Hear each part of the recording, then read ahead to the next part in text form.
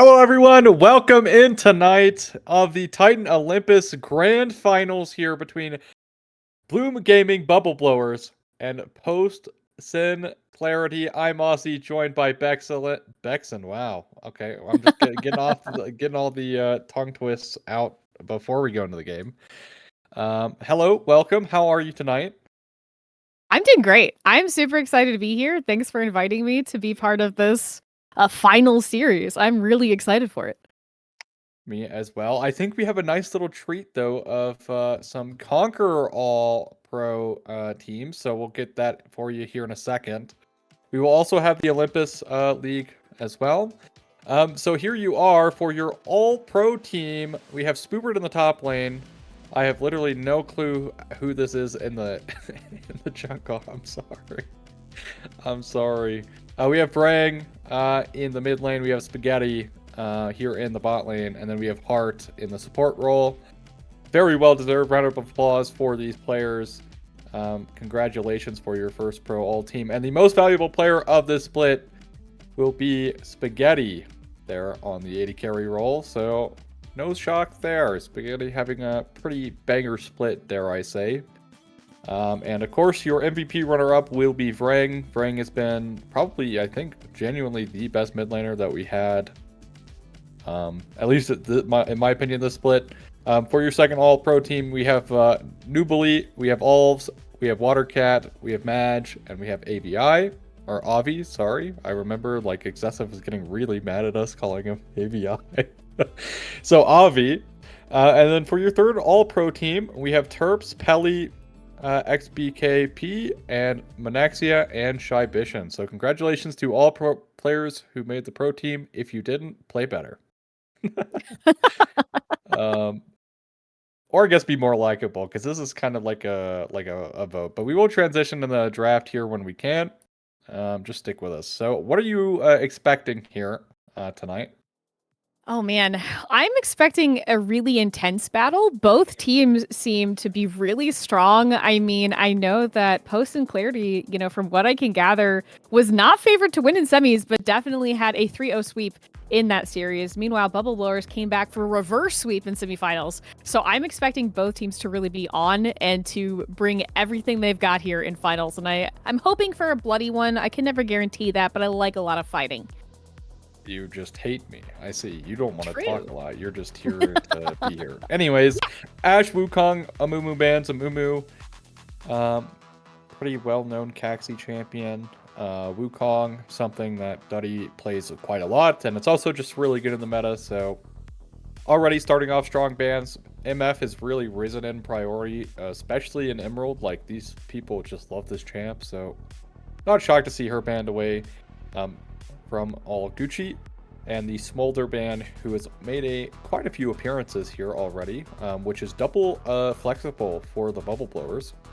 Watercat and Duddy both play the champion very well, so I'm curious to see what their first pick is going to be.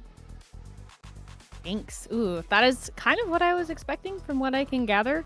All Gucci does like to do those hyperscalers from what I can see, and definitely played well in previous games. So that makes sense. Tristana here picked up for the side of Bubble Blowers. I think that's a good answer. I do think Jinx into Tristana, it's a difficult one just because I am a terrible Jinx player and also a terrible Tristana player. So either way, I don't have a good time in lane.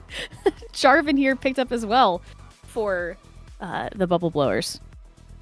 Well, I really love Tristana into Jinx. Will be the Poppy though. They are honestly, they did set themselves up here to play into Poppy. Now, if this is Caxi on the Poppy jungle, they can also go Braum here, and now it will not. It will be Talia. So it is going to be really hard to engage here onto Post and Clarity. Getting through the Warp Ground, getting through the Steadfast Presence. Already looking to be a little bit difficult here. Watercat will pick up the Orianna, though, for the synergy. Watercat, of course, being one of the better control mage players in Emerald as a whole, so won't be shocked to see that one. And the Thresh takeaway here is nice, prevents any Lantern. I think Braum here could have some value as a ban here for the Bubble Blowers. because specifically Braum is really annoying for Tristana to play against on top of what already she has to play against here, so... Yeah, I agree. I also kind of expect maybe another Enchanter ban out here from Post and Clarity. It does seem like that is something Shark Enthusiast, may not want to play. Or so maybe that might be the Braum. You were correct instead. And then Camille also that double ban, or the second ban there for the Bubble Blowers. So I was honestly expecting the Poppy to be support. Clearly I am wrong. that is a jungle Poppy. Or here picked up for the Bubble Blowers in the top lane, which is kind of expected. That is a very consistent. We have some scaling and, really good front line here as well for the Bubble Blowers. Aatrox. Aatrox top lane. Yeah, it could be Aatrox here for Kenny. Aatrox jungle, pretty popular professionally, so we might see. I really doubt that it's going to be Aatrox jungle, but just throwing out. It will be Soraka. Soraka. I'm a little confused as to why PostSend banned the Braum. Because again, I think Braum here into the Trist, into like the J4, also really insane. But we'll be Zyra's support in game number 1 for Shark Enthusiast. Shark Enthusiast, I think, if I'm recalling correctly, did pick Mel support and was actually the carry for their team. So all the way back in the regular season. Regular split, I think they picked Mel support, so I'm not that surprised to see Zyra here. It is going to be an insane Morella Nomicon user because you can spread out the grievous wounds so effectively into the because you're playing against Soraka and the Aatrox. But I am maybe a little bit worried here for the Bubble Blowers because realistically they have one real way of engaging, and that's through J4, and it's going to be completely shut out by the Taliyah, by the Poppy. Yeah, I mean, you do have the Zyra ult, which can be used if you get a really good one, you can get several people in that knockup, which can be also a pretty good engage. However, I do just kind of like the vibe here for Post and Clarity in terms of the team composition. I actually really like Taliyah and Poppy together. I think that they synergize really well, especially if you can get some really nice, knockups from the Taliyah, like you said. Aatrox and Ornn, top lane ceases to exist to me. I'm not quite sure how that matchup will go. I'm sure will be a lot of big people punch each other up there in the top lane, but I do like the Soraka pickup. I think a silence can always be effective in the sustain. I mean, come on. Well, we are getting on to the Rift for game number 1 here of the Grand Finals in the Olympus League. Of course, I'm Ozzy, joined by Bex on the cast as a fill-in here, and we'll be Post and Clarity versus Bloom Gaming Bubble Blowers. Post and Clarity on kind of a hot streak here in the playoff season. Really popping off last week in BOL and also in Conqueror, I believe. Mm-hmm. Or I guess previously last week for Olympus specifically. Basically back-to-back 3-0s. Let's see if they can continue that trend here tonight. I know there was some questions here about Post and Clarity because they did have a bit of maybe not so much performance in the way of inspiring us with confidence in the regular season, but it seems they've really found their footing. And seem to not want to let go of the rock face there, as will be a ward here on the top side, red buff for Duddy, so they do know that he's starting red.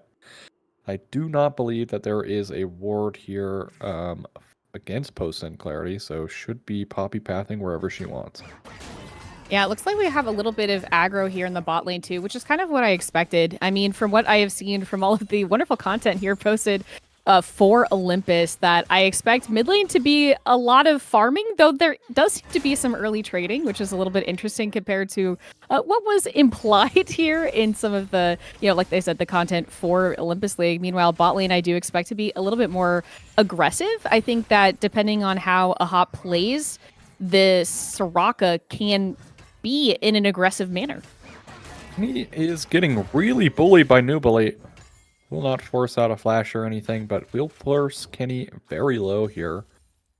Kenny canceling an auto attack there. One good thing coming out from Tristana in this lane against Soraka is is that you can kind of all in, kind of force the all in here. But at the same time, you do need to be mindful that she can also silence you where you're going to land. Mm-hmm. And of course, thankfully, our players like to play with streamer mode because they think they're famous. But unfortunately, you are not. I mean, it'd be As kind of cool. Duddy Ooh. is coming here for a gank early. Here comes the rocket jump from Tristana. They do force out the flash. Nice route here onto A-Hop, but should be able to walk away. Zapgun will land here onto the Tristana and will force out the second rocket jump there from the reset. And yeah, really well played here at the very least to force out the flash. But really nice turnaround trade from Post and Clarity to kind of even up the HP states. As here in the mid lane, pretty boring. Orianna versus Talia, very boring lane for the most part. I will say Fireman has been doing a good job on the Talia, because usually her early levels are really difficult sometimes. But Kenny now able to stabilize out in the top side, so he's actually up in CS. Does have a pretty big wave here shoving to the Yorin though, so should be able to equalize or maybe even give a CS lead over to the Yorin. Gank is being set up here potentially by Caxi in the mid lane. Will be a reset though, and once again the game is going to be back to a more reset out state.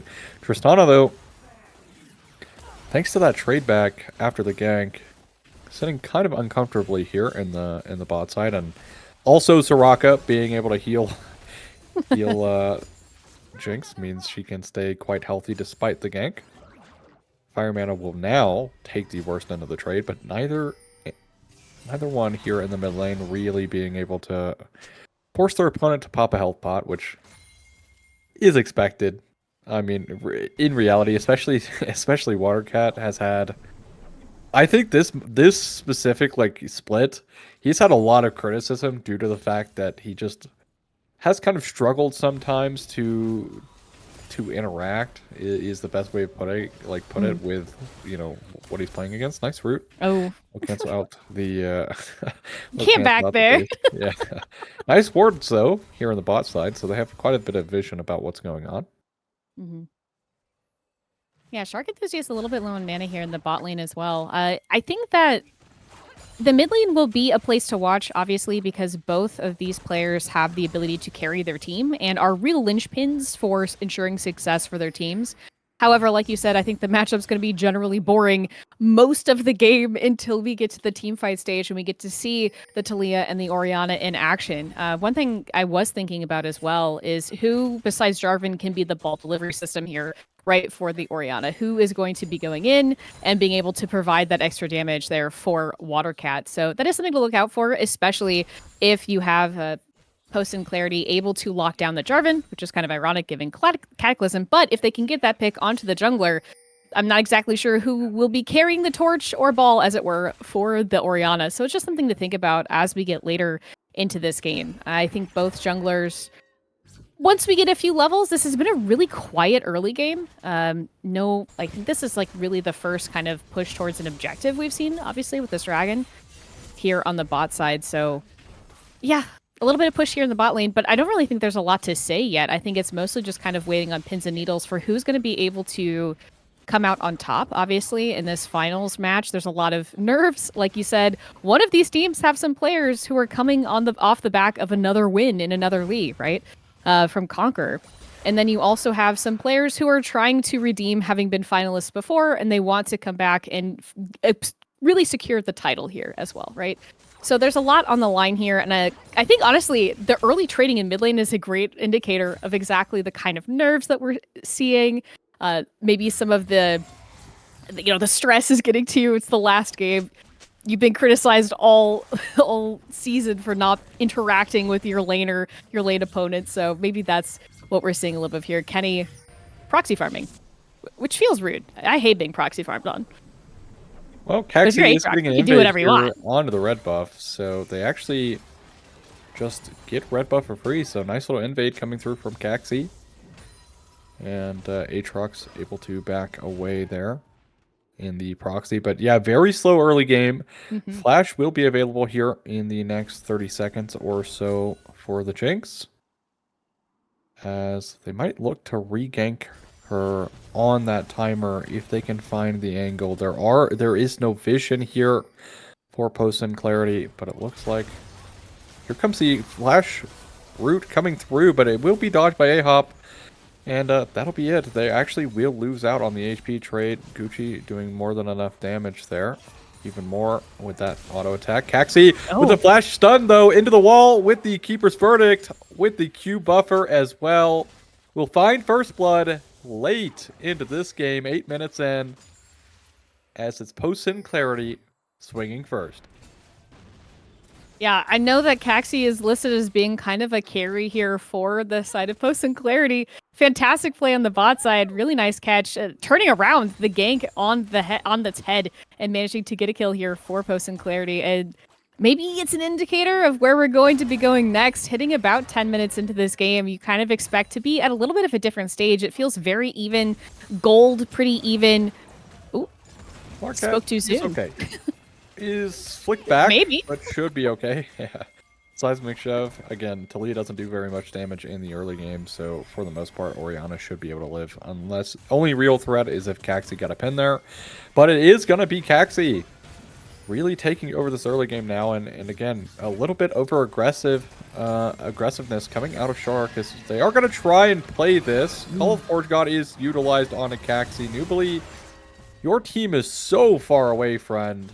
Is forced to flash away, and it's three grubs and a lot of time wasted here for Bloom Gaming, where ultimately they could have just given the grubs. Like, it was gone 100% of the time. The Ornn could have shoved out this top wave, made the Aatrox lose some CS. they got a grub. They did get a grub, but at the end of the day, 2 grubs is all that matters. And yeah, I mean, I guess you do prevent 3 grubs, but at the same time, a lot of resources wasted. Also, Shark rotating up here very late. It was literally didn't even get there before the play was over. Doesn't mean all that much, but still. Maybe not the most ideal in terms of the way of some rotations and some macro, but still early on in the night. As nerves, of course, always taking a part, regardless of how good you are at the game. You know, it's a fun state for ADCs when they're both building almost the exact same things here between the Tristana and the Jinx. I don't know why. It just makes me kind of laugh. But, you know, things are so even, it makes me nervous. I'm not even in the game to see exactly when it will become a problem for one team or the other, right? I do have to say that, you know, Bubble Blowers being able to come back from what was almost a sweep to reverse sweep their opponents last week. My goodness. Kenny would have actually killed if Pop the World Ender would have given them the extra AD to do so, but will not. And Nubly shoved off the wave here. Now, Nubly, really solid weak side top lane player, but unfortunately on the Ornn, getting quite punished here as now Caxi makes his return, is actually seen. Thanks to the plant. Like they know you're here, friend, but let's see if they actually saw. That's what matters. Now, I mean, they know because someone is sweeping. Like, surely they know what's up. Seems like they do. They are going to respect that Caxi is here and let the wave get shoved in. Caxi will take a reset, and the Bubble Blowers will pick up this bot wave safely. Yes, fantastic tempo there for the bot side, allowing them to get it back, purchase some things to help maintain their momentum there in the bot side. I really am so far liking the Soraka pick here by A-Hop. I think the sustain, especially in a Jinx lane that can be really mana heavy, is so helpful to be able to keep the health up, right, while you're facing into a Zyra, which could be a pain. Drake will be started up here, and second Drake over to the Bubble Blowers. So, although they are down quite a bit of gold here, about 1,000, and that's really just in the way of the first kill and then some CS differences. Look at the top lane specifically. Really, Drake stacking going the way towards the Bubble Blowers early might have a little bit of impact here, kind of force posting clarity into maybe a bit of an uncomfortable fight for them. Yeah, I think you mentioned the CS here. I'm never actually sure when to drop for a top lane fight, because I'm never actually sure if it's a real fight or just a fake fight there between the Ornn and the Aatrox. Okay, they're not going to go on that. Falcon Tenna is here, though. As actually, Watercat flashes forward, does force out the flash from A-Hop, and Dottie will flag and drag away. So flash for flash trade here. Bot lane also utilizing all of their sums on the side of Post and Clarity, so there will be nothing on this return gank. Cataclysm is available, and both immobile in the bot side. So this actually could be a double kill in the making here around this Drake. Yeah, I know that Jinx has this item up on Tristana, a completed item. However, that's a huge tempo loss, right? As you said for the bot side. Caxi, flash forward, over the wall. Steadfast presence utilized, but unfortunately Caxi...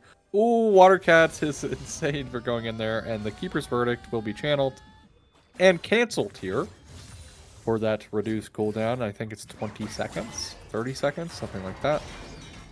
So we'll be back very shortly, but Call of Fortune coming through, World Ender as well. Kenny now in a 1v1 versus Nubili. Nice Q from Nubili. Nubili will maybe pick up this kill. Aatrox healing not enough. Caxi is here to maybe make this 1-for-1. We'll be able to do so surely. E coming through from Nubili. Steadfast presence coming through. The auto attacks are also coming through as Caxi does get pinned. He just walks unfortunately too close to his tower edge. And Caxi, living on a sliver of HP, makes it a 1-for-1. Oh, that was so close. Like, living on what felt like about 10 HP, turning it around a little bit, managing to... Ooh. Huh. Okay. We're having fun in this one, I guess. Zyra's a mystery. I don't really see her very often, and by God, she is so annoying to play into. So, huge props to Shark Enthusiast for picking a champion that does a little bit of, I think, mental warfare here in the bot side here in game 1 of the finals. But right now, Caxi really showing up for their team. 2 kills here. And like you said, managing to make that trade. Aatrox, dying there in that with Ornn. However, and both of them using their ultimates. But obviously 1-for-1 better than going no for 1. So They're hunting for their Watercat, I think, wisely choosing to walk away. We'll beat Kimtech Soul on the Rift. Minute 55 seconds here on that spawn. Rift Herald spawning here in 3 seconds. They're still waiting. Be into the lane, but they, yeah, look. I mean, to be fair, Gucci hovering this hard to the bush, I think, is kind of giving it away. But they do know that this is warded, and the Hex Slash coming through. Duddy now needs to be careful. Will get pinned, but won't be found on the stun. Steadfast presence not utilized here, but look. No flash available for their bot lane around this play. Now, if they do remember this, Duddy literally could just flash over the wall and Cataclysm. Both of them, since they are playing so close together. As looks like Cloudberry wants a little piece of the Taliyah there. He'll force out the Taliyah. Does have Weaver's Wall and Teleport though, but it looks like Cloudberry is staying bot lane. So this is looking to be like a completely lost fight here for the Bubble Blowers. Nubili also not in the best position here in the top side, as we're still kind of hanging around this Herald. Herald will now get started up. Nubili forced to flash away. Infernal Chains would have knocked him back, so nice Q2 there to prevent the dash, but Herald for free here for Post and Clarity. A little bit of a drawn-out fight there. We started there with all Gucci hovering that bush, and they waited for a long time trying to bait them into a little bit of a team fight. Tristana here picking up the first tower, which is the kind of energy they need to make sure that they stay in this game. I mean, there's a slight gold advantage, but not very much. CS advantages, but they don't really seem to be making a whole lot of... And here's the flash. Fireman, who doesn't have flash, but the Keeper's Verdict is so nice, but the Zyra able to do some Steadfast presence. Nice seismic shove as well, and Duddy forced to run away here, and the silence comes through. He can't flag and drag, and it's a turnaround play for Post and Clarity. Oh my God. The Keeper's Verdict is so massive. The Keeper's Verdict with the wish immediately after. Holy cow. Soraka showing me exactly why she is such a good pick. And I think they're hunting for more. I think they're ready.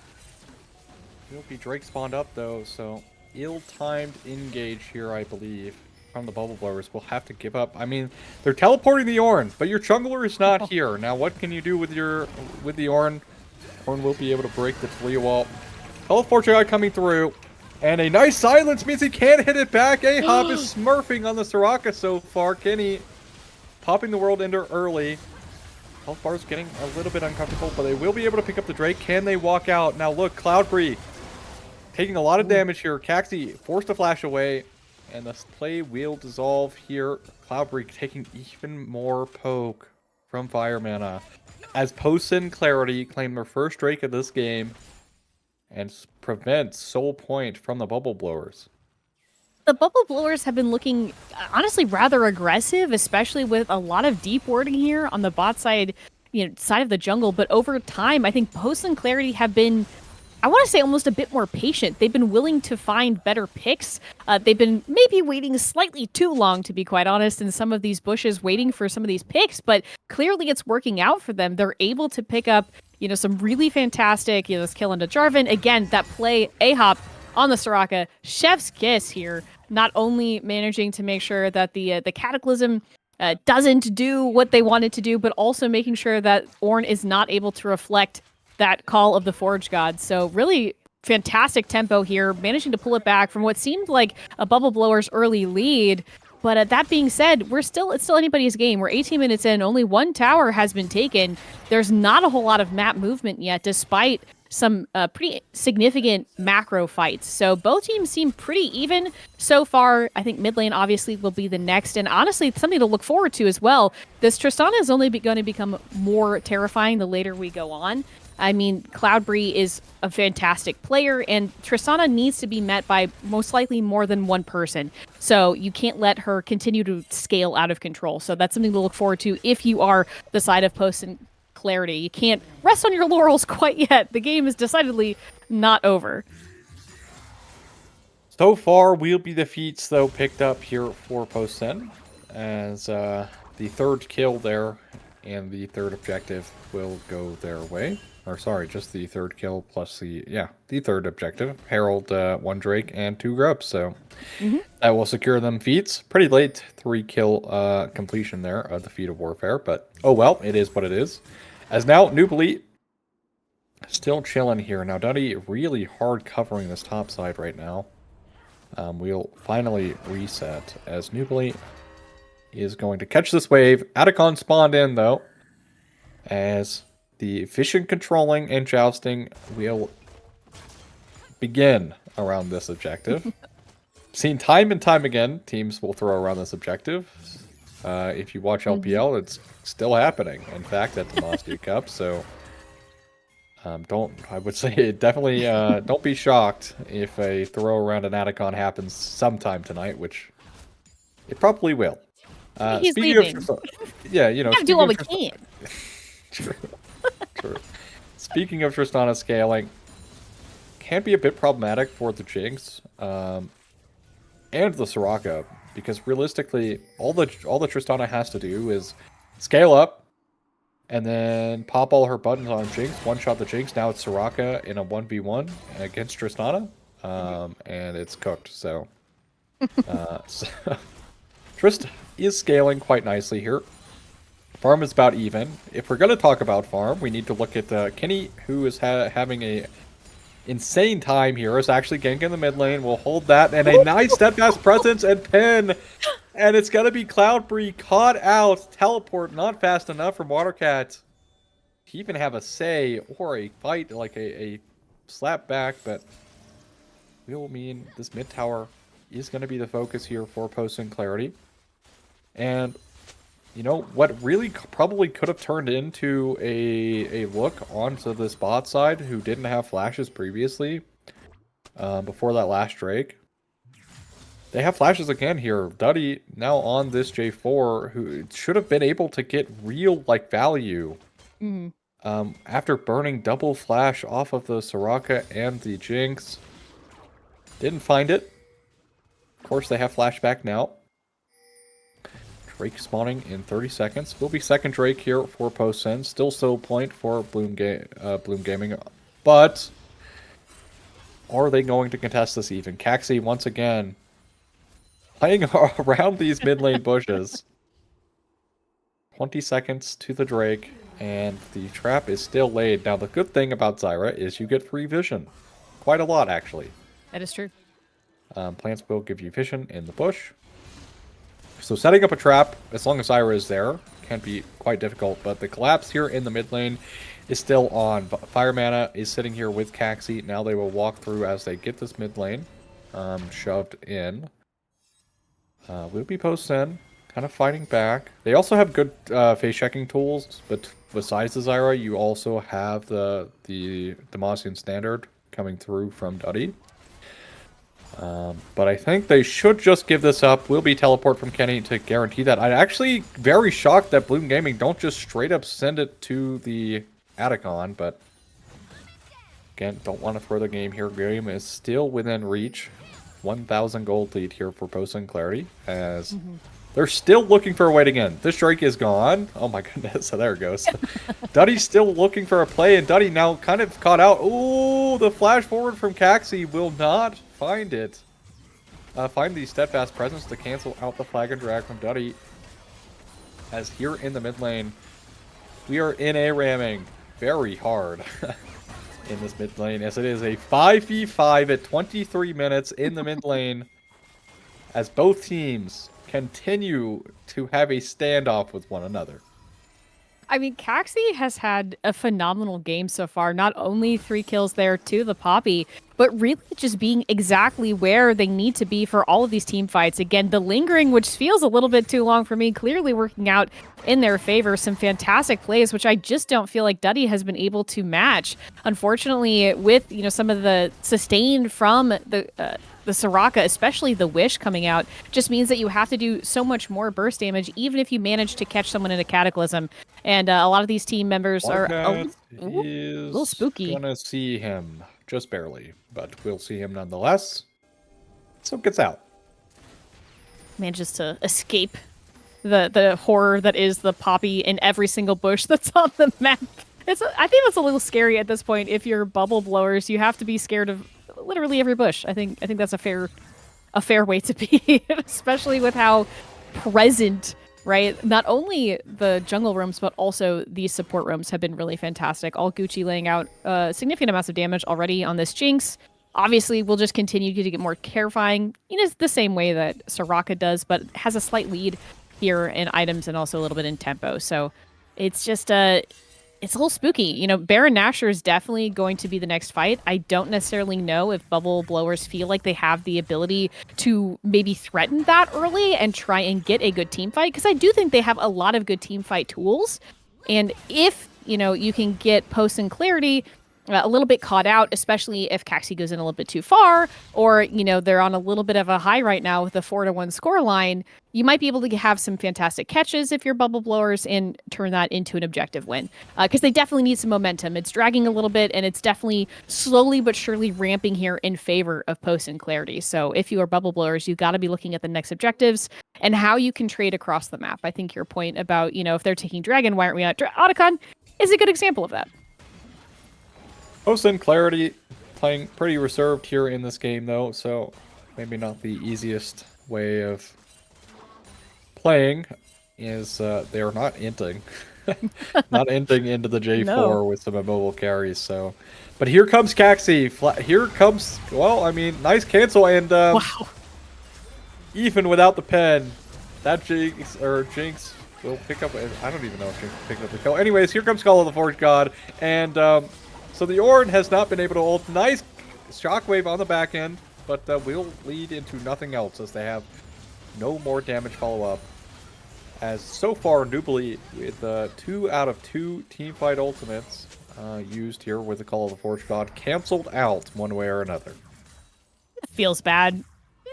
Let them get at least one. I mean, it feels bad to not be able to get the reflect I'm going to pick up here. Sorry. Atacon being pulled up. Duddy, Gucci taking a bit of damage walking in there. A hop pretty low. Kenny is kind of the defense here. Talia over the wall. Now, again, we talked about teams throwing at Atacon, and this might be the prime position. Nice steadfast presence, but Duddy still having the Cataclysm. Flashes is available here for the immobile champions that matter. Zyra ultimate going to be used as actually flash forward. Who's going to get the Atacon? Will be Post and Clarity. Reset coming through. Duddy Braids also going to fall down. This will be another reset over to the Jinx. Kenny falls down now as well.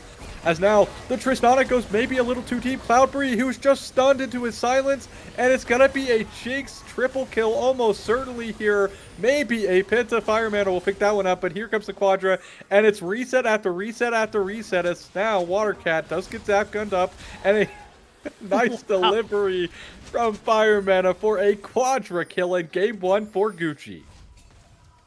I have to give...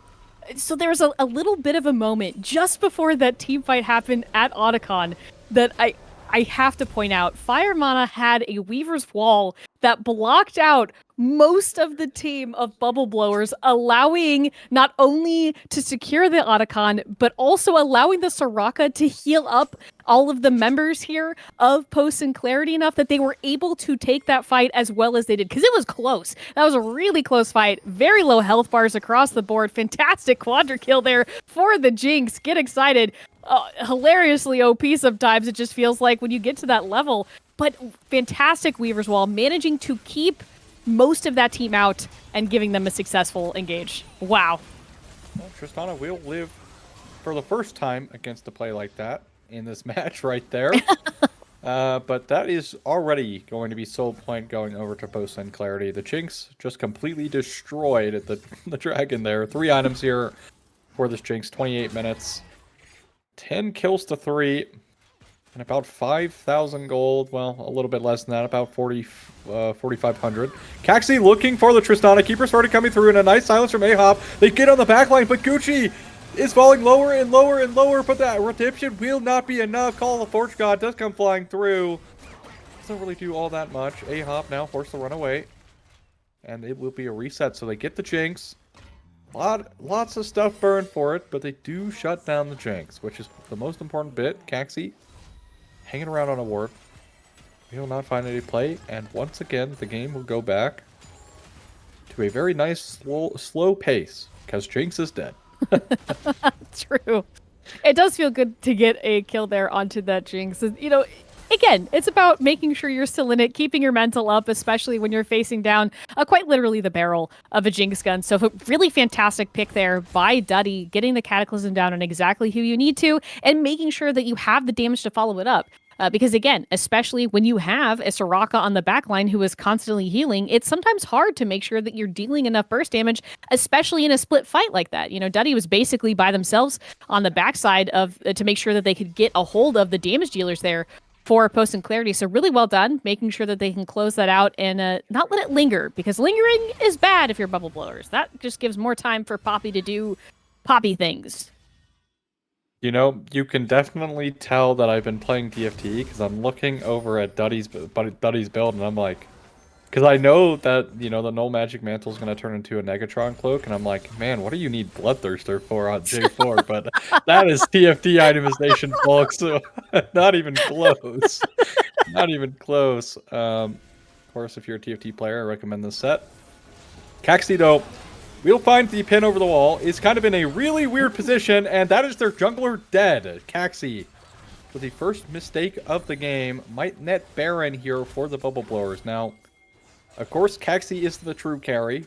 That would be the Jinx, who is still alive. There's no Cataclysm available here, but they do have quite a bit of tools here, as soft contest maybe.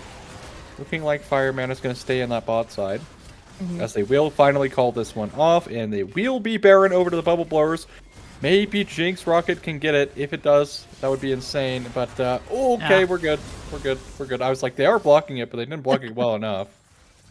But Baron to the Bubble Blowers off of a pretty critical mistake and a shutdown that we miss on the bot side here. Gonna get the replay of this. As I'm pretty sure this is just gonna be Fireman completely inting for this tower. Not even. In fact, it's literally just going to be Shockwave, and yeah, Watercat with more than enough damage command dissonance there on the back end to secure that kill. As we jump back to live, Drake spawning in 2 minutes. That's the next point of contention. It would be Soul here for Post and Clarity, and realistically, right, Kimtech Soul, the lowest win rate Soul, and usually touted as the most useless Soul here.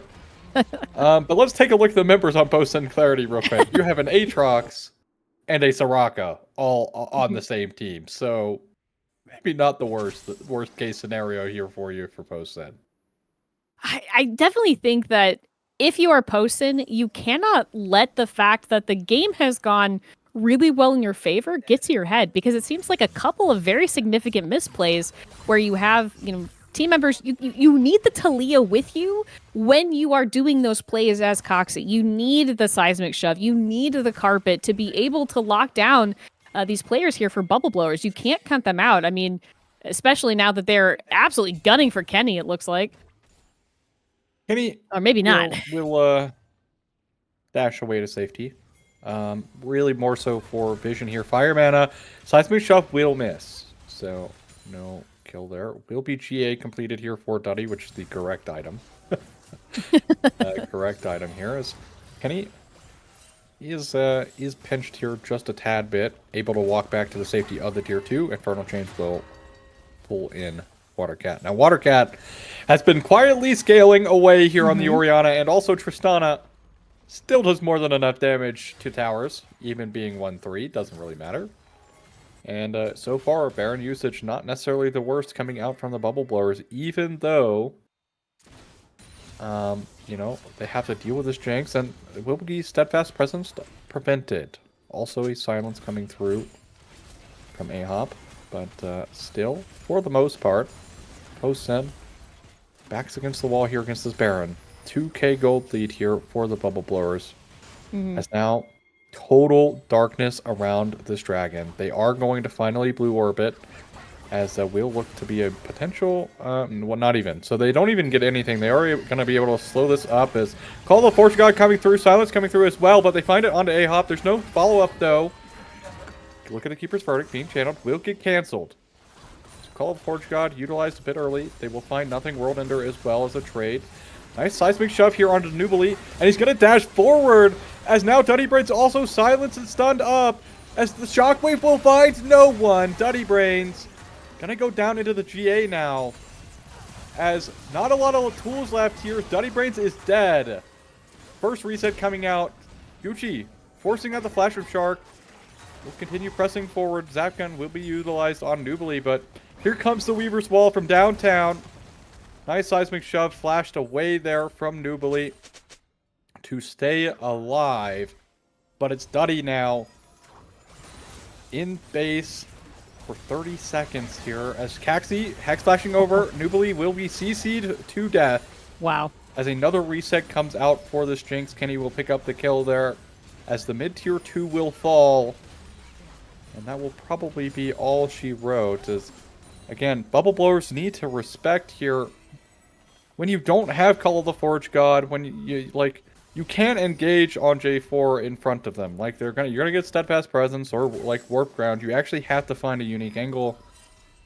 And part of the reason I think for bubble blowers that it's been so hard is all you have is J4. Like you have really nothing else to prevent, like pull out Steadfast Presence in the way of an engage. That's it. That's all they have to do. Like, oh, we see J4 flag dragging, we press Steadfast Presence, and then we just win. Yeah, it's double hard too, because Strangle Thorns there was a complete whiff, unable to catch. It looked like the Aatrox, they were trying to catch Kenny out, but it didn't catch anybody, which is a big tool, a really big ultimate that does theoretically a lot of damage there, right, for the side of bubble blowers. And honestly, Post and Clarity are playing, when they're having these engages, I feel like they're able to play patiently enough to kind of wait for these things to come out. And like you said, they know that there's not a lot of tools. They know that they only need a few things out. Well, here comes a play. Flash forward coming through into the silence of Duddy Brains. Duddy Brains going to get seismic shove. And he's dead once again. As they try... Oh, my goodness. Oh, you can't get away with it, Gucci. Gucci backstepping the shockwave there. Watercat beats out that ultimate. As now, again, Duddy back in base. 55 seconds on this Baron spawn. 30 seconds to Duddy, so we'll be up and available for this play for sure. But here comes the Hex Slash from Caxi. We'll find Watercat all by himself in the mid lane. But on the back end, Caxi kind of all by himself there in terms of the damage department. But it is still, they do pull out the flash from Jinx. So that is the most important cooldown, I think, in this match at this point. There is no flash on the Jinx. It's now Nubali, my friend. If you die right here, this is very easily going to be the game here for Post and Clarity after they pick a Baron, because you need to be the front line, but Nubly will fall down as Kenny on a killing spree. There will be no answer back. Now, if the Bubble Blowers can kind of stall out this Baron take or something, sure, but Baron spawned in. Lots of hands, lots of mittens, and a Santa hat to boot. 'Tis the season. As at the very least, this Jinx mana is actually looking a little bit dire. Mm-hmm. And here comes Caxi, though. The true Hex Flash coming through, but a nice Stranglethorn coming through on the back end. Double knock up. And here comes the Shockwave onto 2. And the damage is so massive. Can this be the fight for Bloom Gaming to turn it around? Kenny is so massive on the Aatrox, though. Level 18 picking up a double kill. And somehow Post and Clarity fend off disaster. I'm not exactly sure how, to be quite honest. Cloudfree coming in on the backside, doing incredible amounts of damage, absolutely eating through the damage dealers of Post and Clarity. Caxi coming back with the tiniest sliver of health bar to make sure that they couldn't get away with it, managing to shut that Tristana down a little bit there at the end of that fight, but oh man, that was looking a little bit disastrous for both sides. There was honestly no clear winner. Well, I do have to give it obviously to Post and Clarity for managing to, like you said, not completely disintegrate there in what ended up being a really bad team fight for them. Baron obviously still up with all of the mittens and hats, and I do expect that this next team fight, probably around this objective, will spell the game. Honestly, it's going to come down to, can Duddy not get immediately obliterated upon a Cataclysm, and then also Nubly the same thing. Well, this is soul for either team. Jinx with no flash. Didn't have flash in that last fight either, and got punished for it. Now, hand Post and Clarity is flash forward from Caxi, finds the pin, but that's going to be it. Watercat, they're going to find the knockup, and here comes Call of the Forge God onto 2, gets the knockup onto Caxi. Caxi might actually be gone on A-Hop here, and it will be the jungler here, as Duddy getting chipped away here by All Gucci. But look at Kenny's damage onto Watercat, does get knocked up, but it's going to be Watercat falling to Kenny Cow, as Kenny Cow's dominating as a shark enthusiast versus the World Ender himself, as he continues his wreak of havoc on the back line, as Kenny will find this team fight victory here for Post and Clarity. Nubly we'll get the Infernal Exchange out of the knockup, and it's going to be Kenny and All Gucci, the ever-present vanguard here for Post and Clarity. And this will be the game going to Post and Clarity, game number 1. And your winners. Want to pick up this mid tower? Maybe the game might not end. We'll see. You never know. You never know. 25 seconds, but Kenny on the Aatrox. When it matters most, just destroying all of the Bubble Blowers. World Ender coming back as well.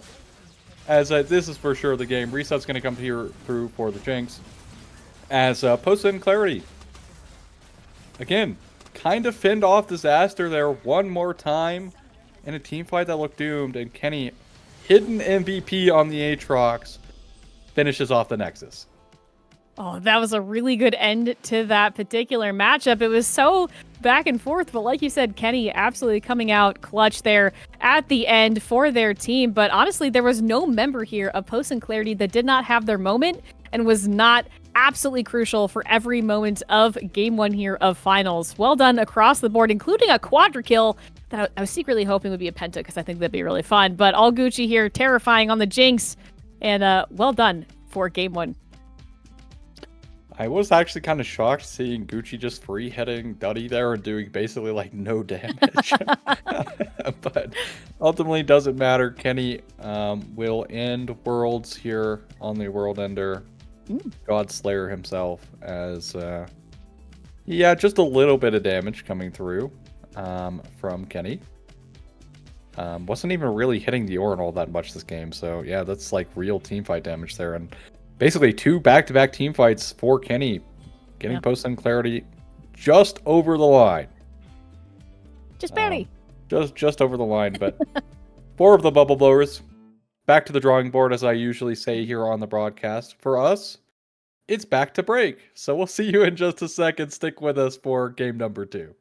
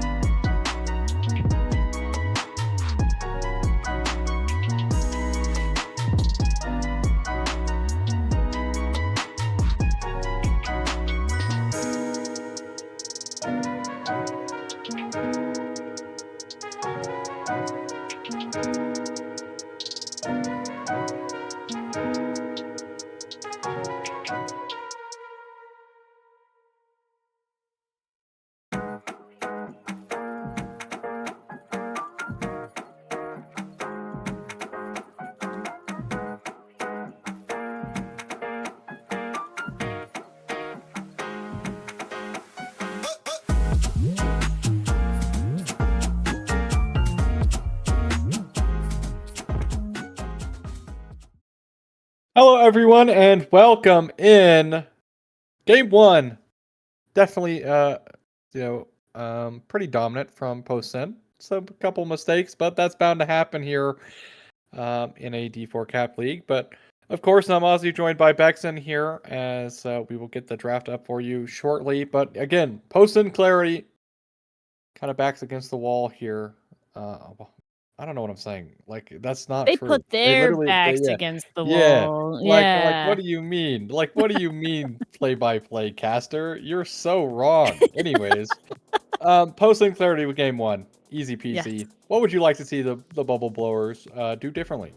God, I want more engaged. I want, if they're gonna have a damage dealer like Oriana, obviously it's fearless, so that can't happen, but I want there to be more avenues of success. It seemed like almost too linear there from the side of bubble blowers, and it kind of crumbled immediately when there were some fantastic picks by Post and Clarity. So I need them to be a little bit more flexible. I need there to be more avenues for their carries to do the carrying.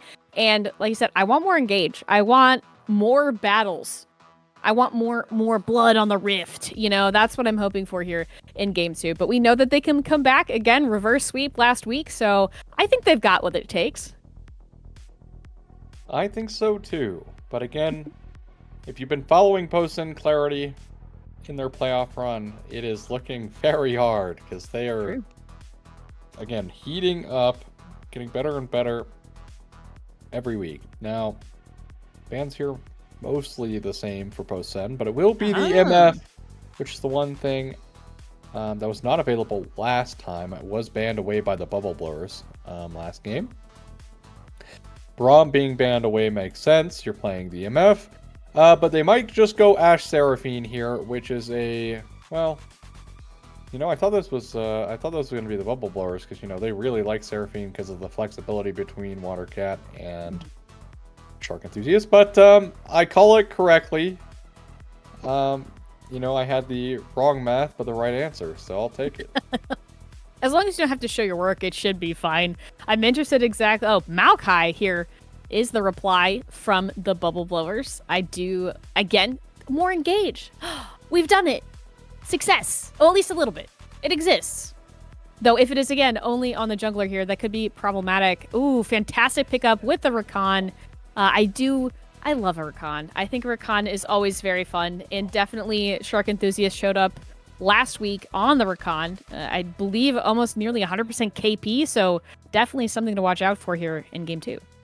Well, something that's been punishing this MF pick is Malphite, and he's flexible in the jungle, so Because at the end of the day, the Malphite can just tank the bullet time to the chin and just ult you out of it. So, and then solo kill you because you're playing MF in the Malphite, so you can't really do anything against it. But Something rock solid. yeah, something, you will lose. Oh, yes. Yeah, you will lose, says Post Clarity. But already, I mean, really great start here from Post Clarity's draft. Banning away the Silas, banning away the Morgana. They don't want to see Watercat pull out his Morgana mid. They don't want to give over Silas to get the unstoppable force for himself. And Cassante is here to light the way. For Post and Clarity in the top side. So it will be Jungle Malphite, unless this is going to be a Fire Mana rare Malphite mid, which I heavily doubt. Yorick here picked up the top side for Bubble Blowers. And I do actually like that. I think, not quite Baby Cage, but, semi-equivalent there from the Yorick and also Ghouls. Mel is the pickup here by Bubble Blowers. And I actually do like that. I think that's especially good into the Seraphine and the Ashe. And various rocks that might be thrown at you. And also that one thing Cassante does. Yon! The answer from Post and Clarity. Oh, this is spicy. Oh, I'm very excited about Game 2 here. Well, they don't really have a lot of magic damage. Fire Mana will be the brunt of their magic damage. I guess kind of split here with the Seraphine, but at the same time really won't be that much magic damage. But they don't really have insane tank potential. They have the Maokai, which I guess will be the worst part, but they also drafted Yorick, and I still think this Yorick champ is maybe not the most ideal, because it's very hard to play Yorick in team fights when you aren't just super far ahead, which is unlikely to happen here. And you're kind of just like stuck in the side lane to really get usage out of your champ. But at the end of the day, right, like we're in this meta where team fighting and skirmishing is so prevalent. Is side laning and trying to split push something you want to do? Who's to say? We'll find out soon. As there are your picks, of course. MF is not going mid for those who, I guess, might consider. But again, so nothing shocking here. I think the Bubble Blowers at least have a better option in terms of how they are going to play out this game. But for the Post and Clarity, some decent options for themselves. Very straightforward, as we are going to load up onto the Rift here for game number 2. As W stuff. Level 1 start coming through. Something I'd really like to see come out from the Bubble Blowers. Or from Emerald teams in general, is actually playing level 1. And that's happening here. It's also going... Alright, I need to give you some briefing here, because I bet you don't know why this is First Strike Ashe. No, tell me. So Reptile has been playing around with this build. It's the Poke Ashe build. So you're back to like going lethality items with like Axiom Arc and the Mirror Mana. So Poke Ashe used to be decent, but it will be a level 1 start here for some early Vision. But that'll be all she wrote, and some Vision in return for doing so. But I will say, again, Poke Ashe making its competitive debut for me as a viewer and also as a caster. As that ward does actually miss everyone. Now, granted, it really doesn't matter. They know Yorick is going to top lane. They know the Mel's going to go mid lane. So that's nothing crazy. But we'll have to see how Watercat does on the Mel. I think he's been one of the... I'd say it's like in the top 3 Mels here in Olympus. So would be curious to see how he does. Now, granted, last game was able to get a huge CS lead against Fire Mana on the Orianna. Just ultimately did not pan out. Couple ultimates going astray. As Fire Mana will have the Q3. It's a nice stun coming through from A-Hop. This is why this lane is so annoying, because it is an E start here for the Seraphine. A little bit shocked that it's not going to be the normal Ashe, because they can actually punish the lane so much harder because of the lethal tempo. But regardless, I'm happy to see the Poke Ashe. A little different. A little something special here in finals. I am excited to see Watercat on the Mel. I think that this champion will provide them a lot more utility late game, and they don't have to rely on other people in quite the same way that the Orianna kind of does. I will say, for this bot side, as an NF enjoyer myself, this is a heinous lane to play into. Seraphine has the range, and also, like we clearly just saw, a little bit of the lockdown, and also she provides sustain. So all around, very annoying to play into if you are the MF. And I do think that Shark Enthusiast will have some fun here. On Rakan, the quickness is obviously a fantastic engage tool. However, it can be really difficult if your team isn't spaced properly to allow you to get back out of those engages, right? Kenny here taking a lot of damage on the top side, but again, I'm not quite sure where top side's real. Apologies for not knowing the Cassante work matchup. But if they can get grubs, that'll be good. Nice little engage here on Gucci, and the one negative, as mentioned, the cleanse coming out early from Cloudberry, but regardless, Malphite is here to say hello. They don't know he's here. Wave is pushing into them, I believe, as Gucci is at least thinning it out. But Malphite no longer will go pick up this bottom side scuttle, as Maokai looking to trade the top one. Now, can Caxi get there in time? Will be the Hail of Blades for this Malphite jungle. I'm actually curious to see if this Malphite is going to go the Hexblades build, which we saw in Demacia Cup a day ago. But Duddy should be able to pick up this. As actually, he doesn't. I think it is stolen away by Caxi. So Caxi gets both Scuttle Crabs with the Smite. So Duddy already behind here into the Malphite, which definitely not ideal. Especially considering Malphite is a level 6 jungler. Wants to get the ultimate before he can really make insane gank potential come through. I am also kind of shocked just how well Fire Mana is doing in this lane. This is usually a very, very hard lane for the Yone. But Watercat, I think, is having some mercy here on the Yone. I think I'm waiting so anxiously on this level 6 because I think both teams have a very interesting combination of abilities, and it will really come down to who can layer them properly. I think Post and Clarity last game did a fantastic job of layering some of their CC. Caught in a little bit of a cat prison there. But but I think if Post and Clarity can manage to do that again, it will be really fantastic. But I think in this particular lineup, the Bubble Blowers have the opportunity for that same type of engage. But I'm really anxious to see whether or not they can pull it off, because you don't want to nombo with your own team. Obviously, you don't want to quickness somebody out of the bullet time, for example, or if they are in nature's grasp, how can you make sure that you're layering the CC properly? Because you do need to burst them down, because otherwise it'll be another game 2 here for Post and Clarity. Yeah, I will say Post and Clarity, again, still looking quite good. I believe this is going to be the Yuntal's Yone coming through with that BF sword. So Fire Mana gonna go for the more DPS option from that Yone.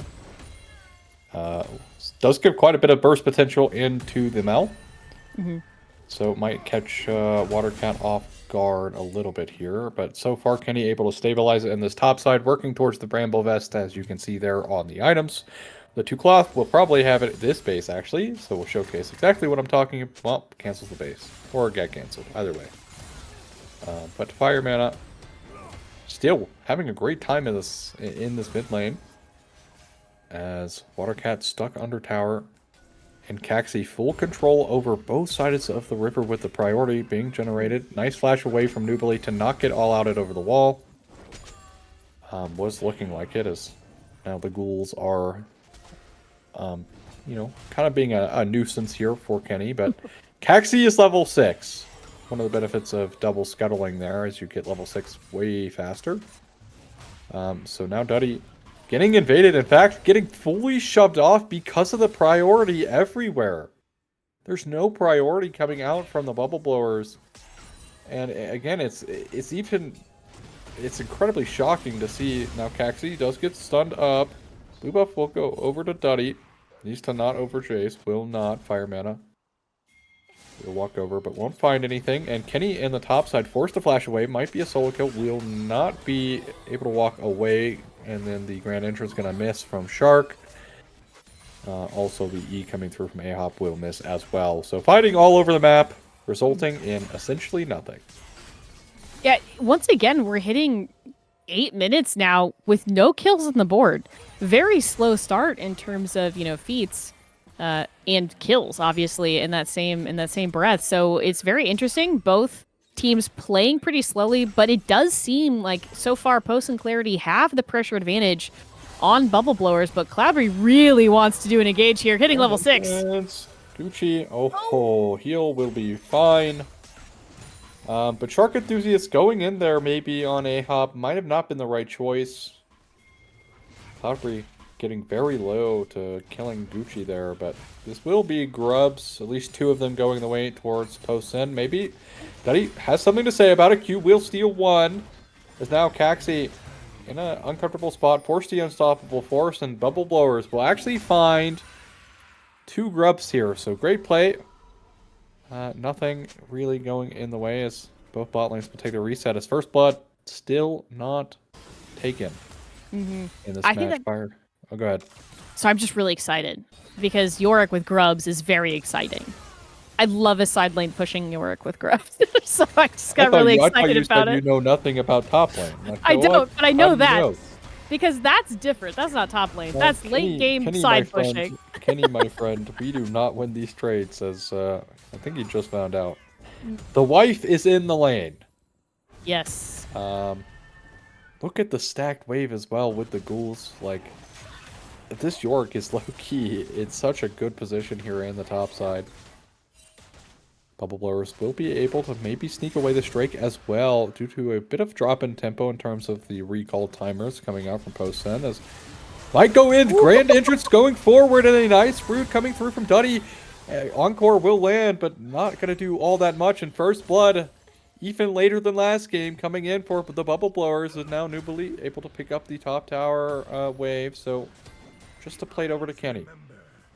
Oh, that was so beautiful. I love a Grand Entrance on a Rakan, especially the 2-man knockup. Fantastic pick there, using Nature's Grasp as well to make sure that nobody can get away from that engage. First kill over once again to the jungler, but for the other team here. Duddy picking up a kill.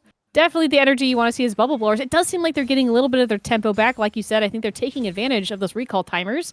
Picking up 2 Grubs, really good, especially for if you're having, like I said, the Yorick a little bit later in the game on those side lanes.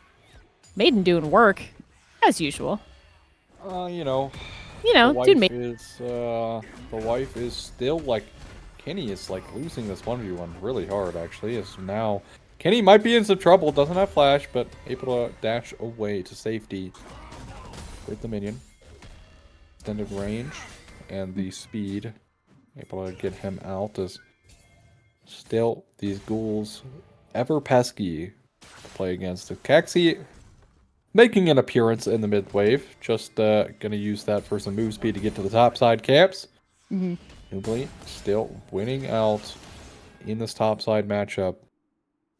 Kenny was so instrumental last game for Post and Clarity at the very end as Gucci forced the flash away. Maybe a little over. Oh, a nice Enchanted Crystal Arrow on the Shark Enthusiast.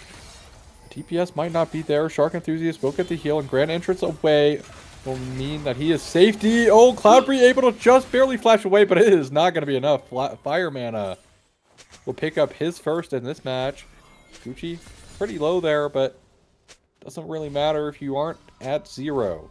And we'll be able to reset back to the fountain. Not in the grayscale. It's now Kenny in the eyes here for the Bubble Blowers. Nice Q3 coming through. Nice knockback coming as well. And, All Out is available here. They are playing so respectful around it. Flash coming out. And it's going to be a flash trade here. But at the end of the day, Post and Clarity will fight back with a kill of their own.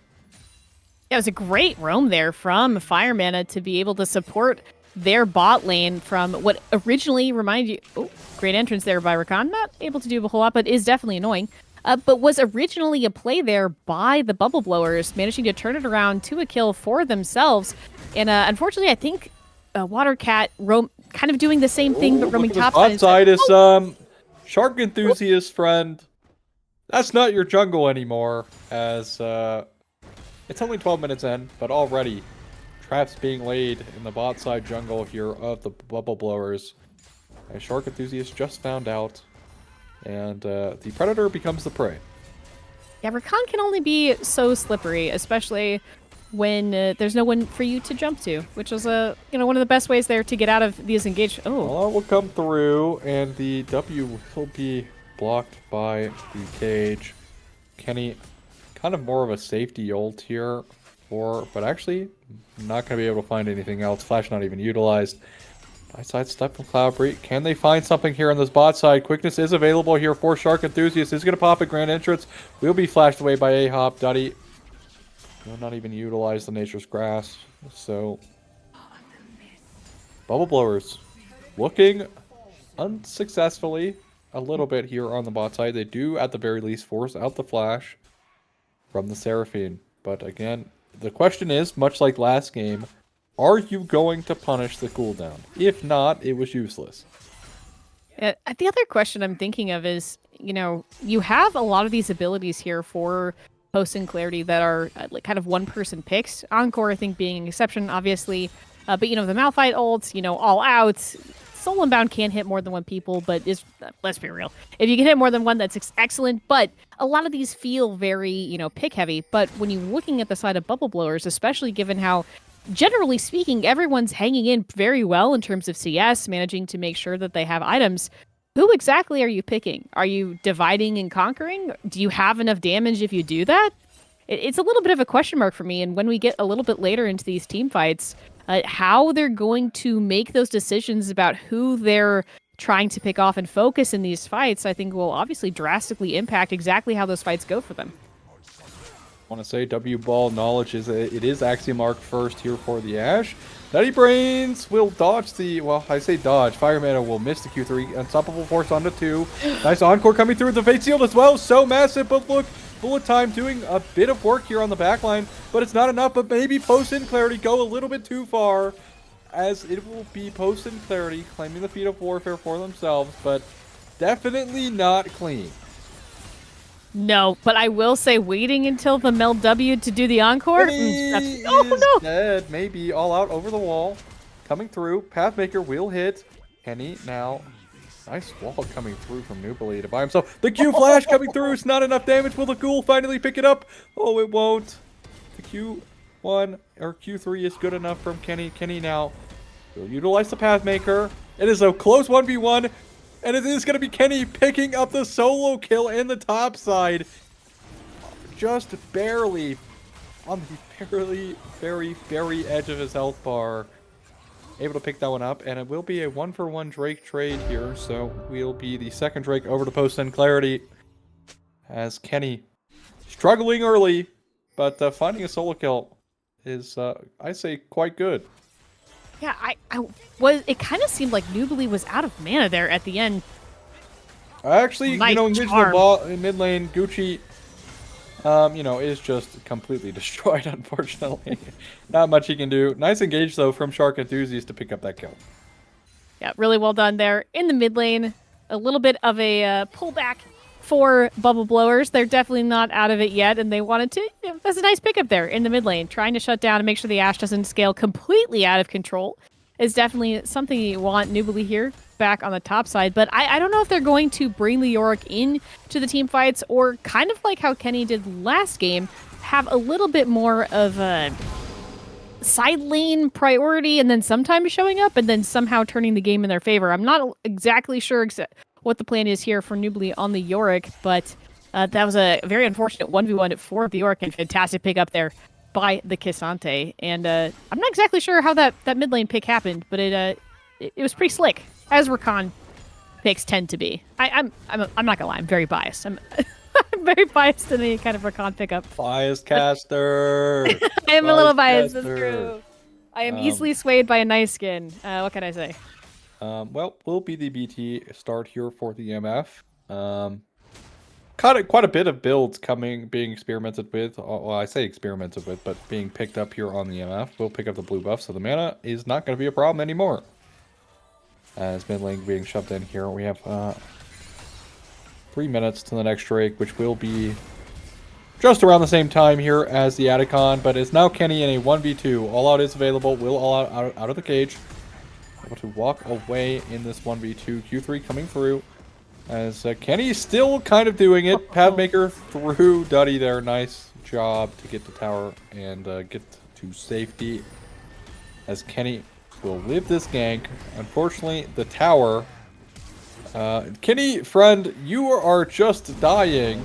As flash forward as Kenny well overstays his welcome after outplaying the 1v2 scenario to begin with.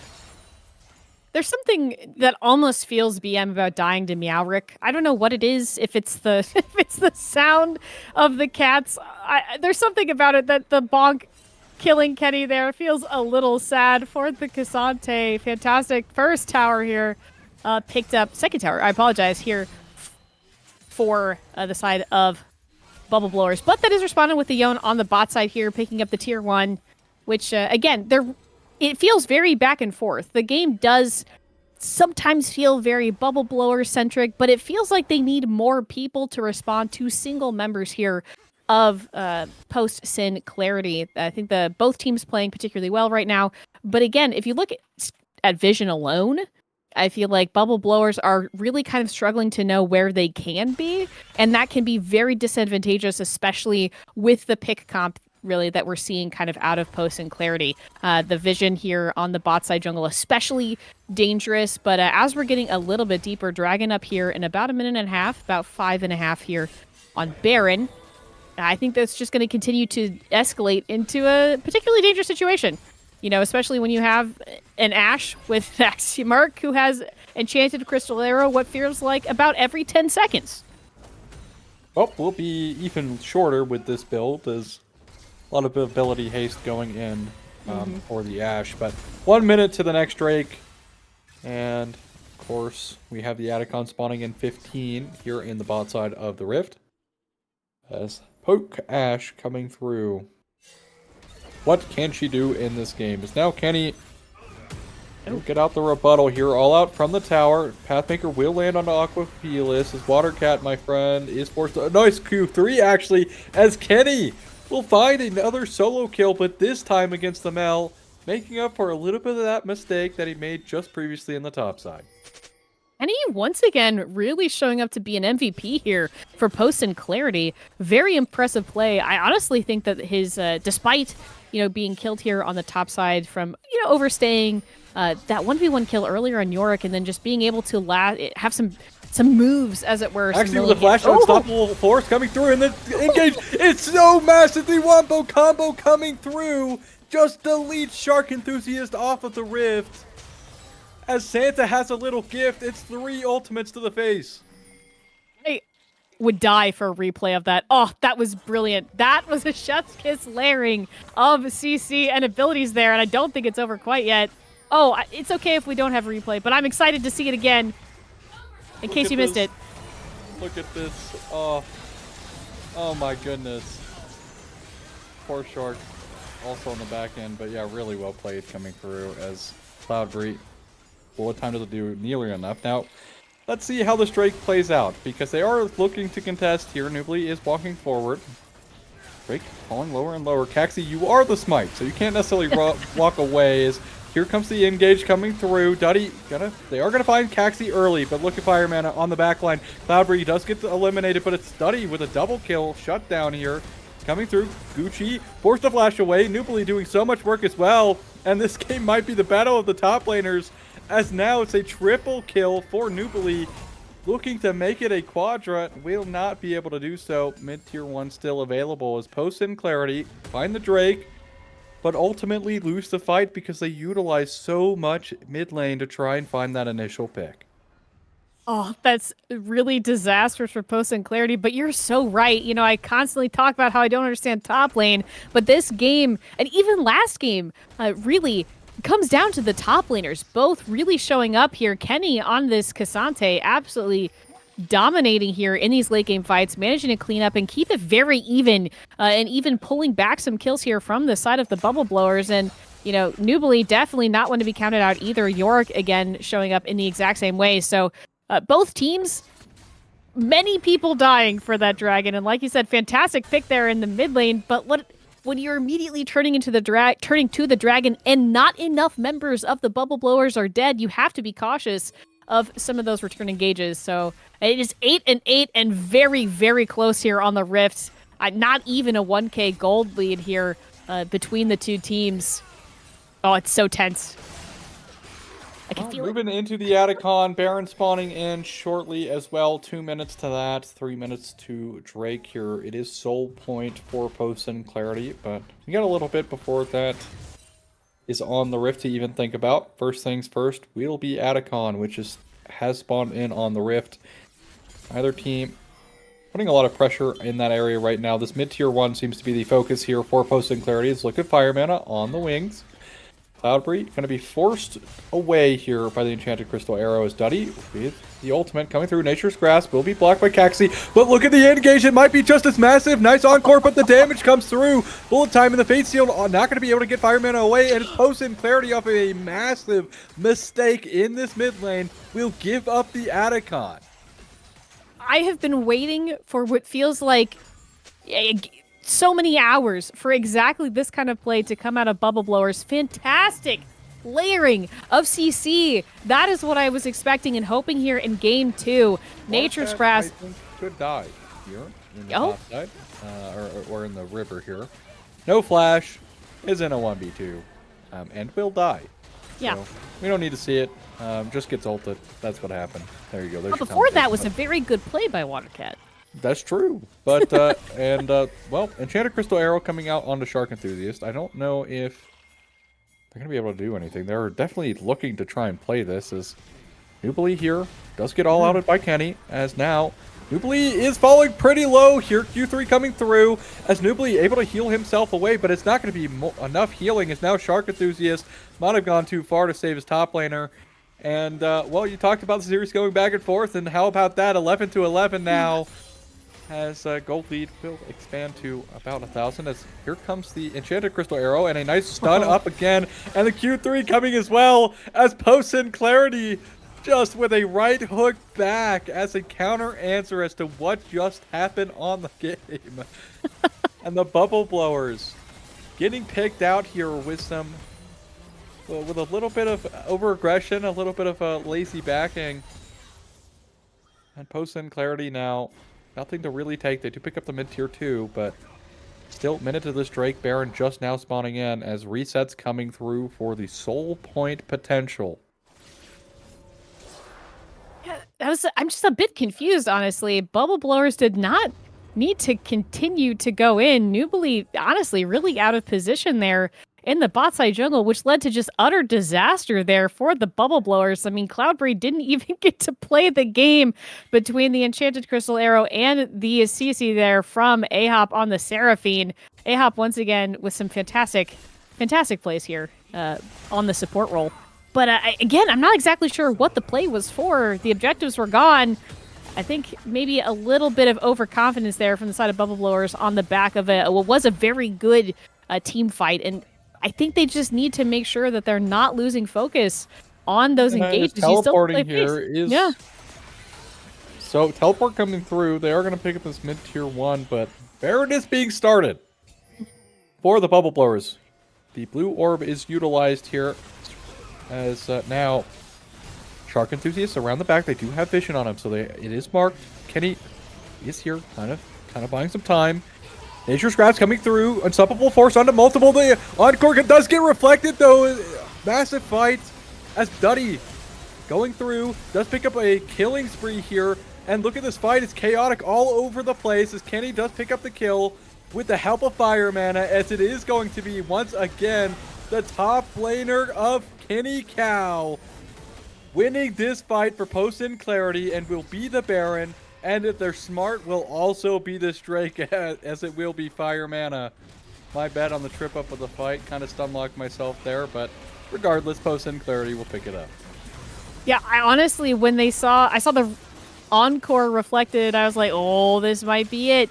But unfortunately, there just wasn't really enough follow-up from the side of Bubble Blowers. The engage was just a little too split and unable to break the line here of Post and Clarity. It seems like they have what feels like now a substantial hold on the game. I'm not gonna cast or curse anything because it has been a very back and forth kind of game, but the lead is now in favor of Post and Clarity, and so many of these team fights have definitely gone their way. Fantastic picks, making sure that they're able to play around the abilities of Bubble Blowers. And unfortunately for the Bubble Blowers, they just do not have what it takes to break the line and do enough damage to really take Post and Clarity out in several of these most recent team fights. So well done for Post and Clarity. Obviously, picking up the Baron is huge. They want to keep the momentum going. I think they can sense the end of Game 2 may be near, and it does look like they are indeed heading here towards this dragon.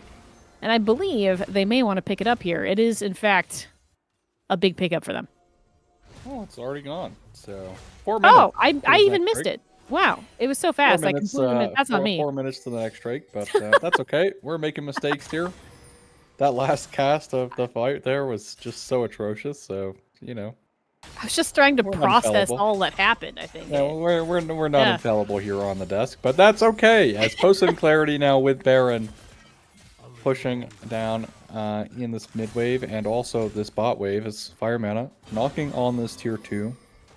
We will not find it just yet. Saplings being utilized for vision, as now they will force off the York from the tower just a little bit. Maiden comes through. It's Fire Mana.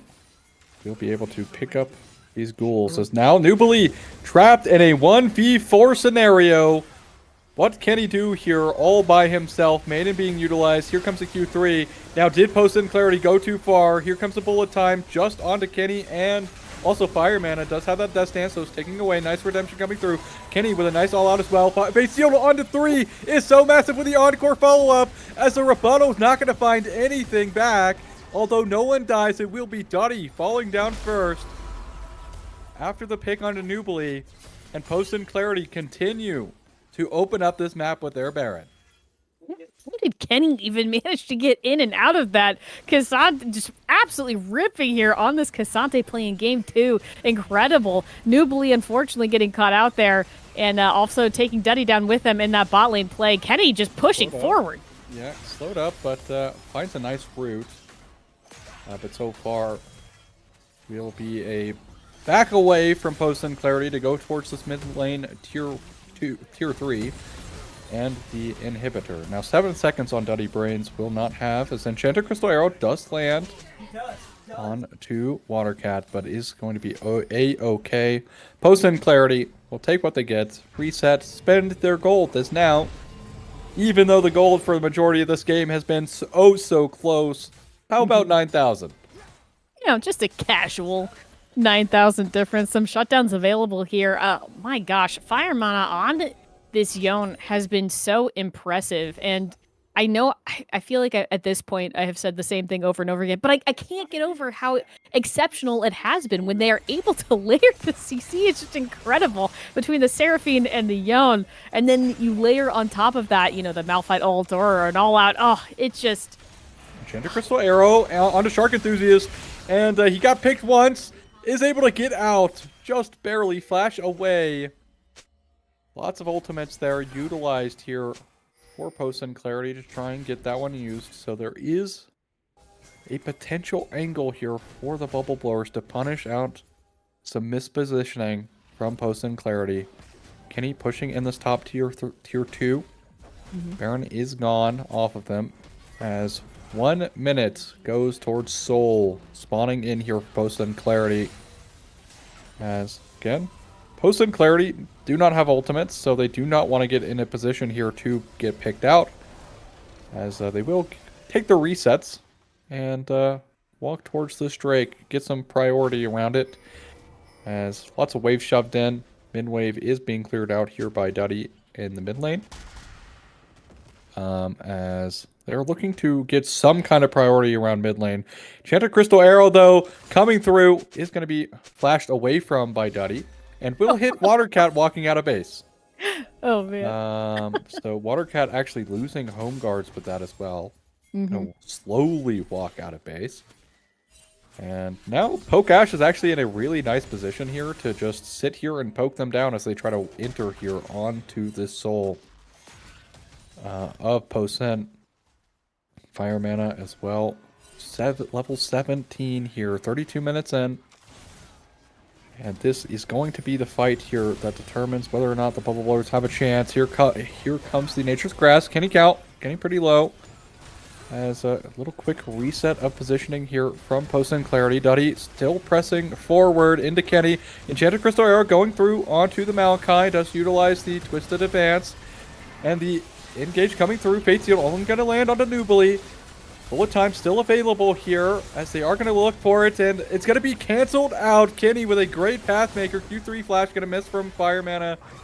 As this fight is very messy on both ends. As currently Duddy looking to be the target still. Fire Mana with the Q3 coming through here in a second. Does have it. And they're going to look onto Duddy once again. Here comes the stopwatch as well. As a nice encore onto 3. It's going to be massive. And an ultimate cancel coming out from Caxi onto Cloudfree. And the Enchanted Crystal Arrow just for good measure. As Posen Clarity will march down mid lane with Fire Mana. Hot on the heels of Watercat and Shark Enthusiast. As the teleports are coming through, and game 2 will go the way towards Post-Sin Clarity after a bit of back and forth, but the Wombo combos stay true, and so does their lead in the series, going up to match point. Oh man, I wanted to wait for the Nexus to explode because I'm too nervous about saying anything, but holy cow, Post and Clarity, the entire... so back and forth for so long, but once again, I think they're just able to showcase that they're able, I don't know if it's the communication, the shot calling, or what, but there's something about the patience that Post and Clarity are able to play with that allows them to just make these fantastic plays in these team fights, especially just really well done. And again, huge plays from Kenny, definitely MVP in a lot of ways, but every member of Post and Clarity is showing up and showing out, and I just, I've said Chef's Kiss like 4 times. I'll say it again. Who's going to stop me? Chef's Kiss play from Post and Clarity here in Game 2. Yeah, I think also critically locking in the Mel to try and reflect out the Encore or the Q3 from the Own. But really, it only got value in one fight, and they lost that fight. So maybe not the best pick here coming through from the Bubble Blowers. But with that, we're going to hit a break here in a second, and it's time to see if the Bubble Blowers can show up and show out like they did last week, because they did reverse sweep. Remember, that did happen. So can they bounce back? I mean, they are bubbles, so they're pretty bouncy. So maybe they are going to be able to bounce back quick and easy. But Post and Clarity looking like a force to be reckoned with. As we move into Game 3, we will be right back.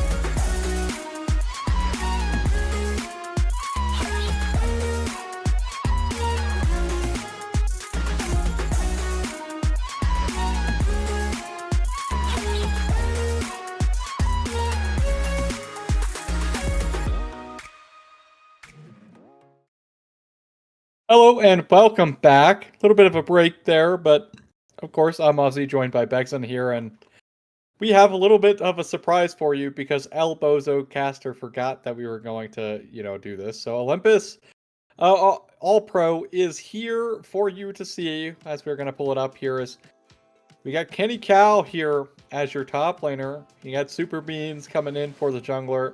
No shock there. I'm actually really sad that Super Beans not here today in the grand finals. Fire Mana in that mid lane.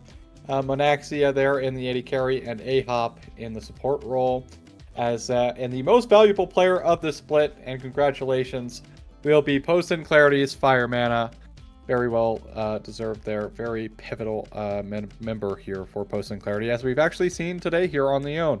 Monaxia as the runner-up. And for your second All-Pro team, you have Storm, Yangu, Cleos, December, and Jae Young. And for your third All-Pro team, Cody the King, Caxi, Watercat, All Gucci, and Scarlet Flowers. Congratulations to everyone here on this list. And if you weren't here, just like I said, for Conquer, just be better. Or be more liked. It is kind of dependent on being liked, but we'll get you into the draft here soon enough. But again, congrats to every single All-Pro winner today, and the MVPs, congrats to you. But getting into the draft here, Bubble Blowers in a position that they were in last week. Now, of course, able to bounce back. Can they find their footing here, or are they going to be stuck in the slip and slide that they've, kind of forced themselves into? Yeah, I'm really hoping that they can find some new strategies. I think they've kind of tried the same thing 2 games in a row, and it just really hasn't quite worked out for them. I'm wondering if we can get a little bit more aggressive, a little bit more, early game focus, because it does seem like someplace that Post and Clarity doesn't have quite as much of a lockdown on, so maybe that can be beneficial. But either way, they have to find some special sauce here in game 3, because it is match point, it is finals, there are no games left to play, so they gotta bring it all. Yeah, I mean, every single game from this point forward here for the Bubble Blowers is do or die. So I mean, ideally this entire series is do or die, so True. but it is what it is. So we'll get it started strong off with a nice Scion first pick. Scion, pretty good champ. Pretty good champ in that top side, especially blind. Doesn't really have that many punishing matchups. Camille is one of them, but it is a skill matchup. So Kenny, of course, who has had a very good series so far. Let's just say a very good series so far. Can he keep it going? And it will be the Sejuani coming in from Caxi. So, benefiting the Camille a little bit more here. But they are kind of giving over Trundle. Trundle is available, but it will be the Zinzao for Duddy Brains. I think, again, a big piece for Bubble Blowers is last game, they had like the Maokai for decent CC and with the Rakan, but the fights were just too spread out. And it will be the Watercat Vigar making its appearance here in the mid lane, as I actually wonder if this is not pick order. Well, maybe it is. Actually, to be honest, this is low-key looking like it's... I have no clue. You know what? Who knows? Post and Clarity will draft away. Maybe... I'm unsure exactly what happened, We're but good. we We're had. good. We're good. We're good. Oh, We're we've been good. good. We We're got good. the bot Okay. lane. We're good. We got the bot lanes. It's Okay. run me back to Kai'Sa Zaya meta. You know, love that. Yeah, that's fine. I do love Zaya. I do think that she can really struggle in the bot lane, especially once Kaisa gets into that scaling. It can be a little bit hard to keep up, but obviously there is something to be said for Cloudberry being able to get out of jail free a little bit with that Featherstorm, a little bit more. A little bit less easy to lock down, right? So when you have, the Camille and the Sejuani that can put some knockdown potential, it is nice to have a little bit of safety there. Rel picked up here by the post and clarity. I love Rel in general. I think she's in a fantastic place, and especially with the way we have seen Ahab play this particular series, that is a very scary horse lady to look out for, because Rel will be roaming, and Magnet Storm is going to be absolutely devastating, especially into a Camille, into a Kaisa.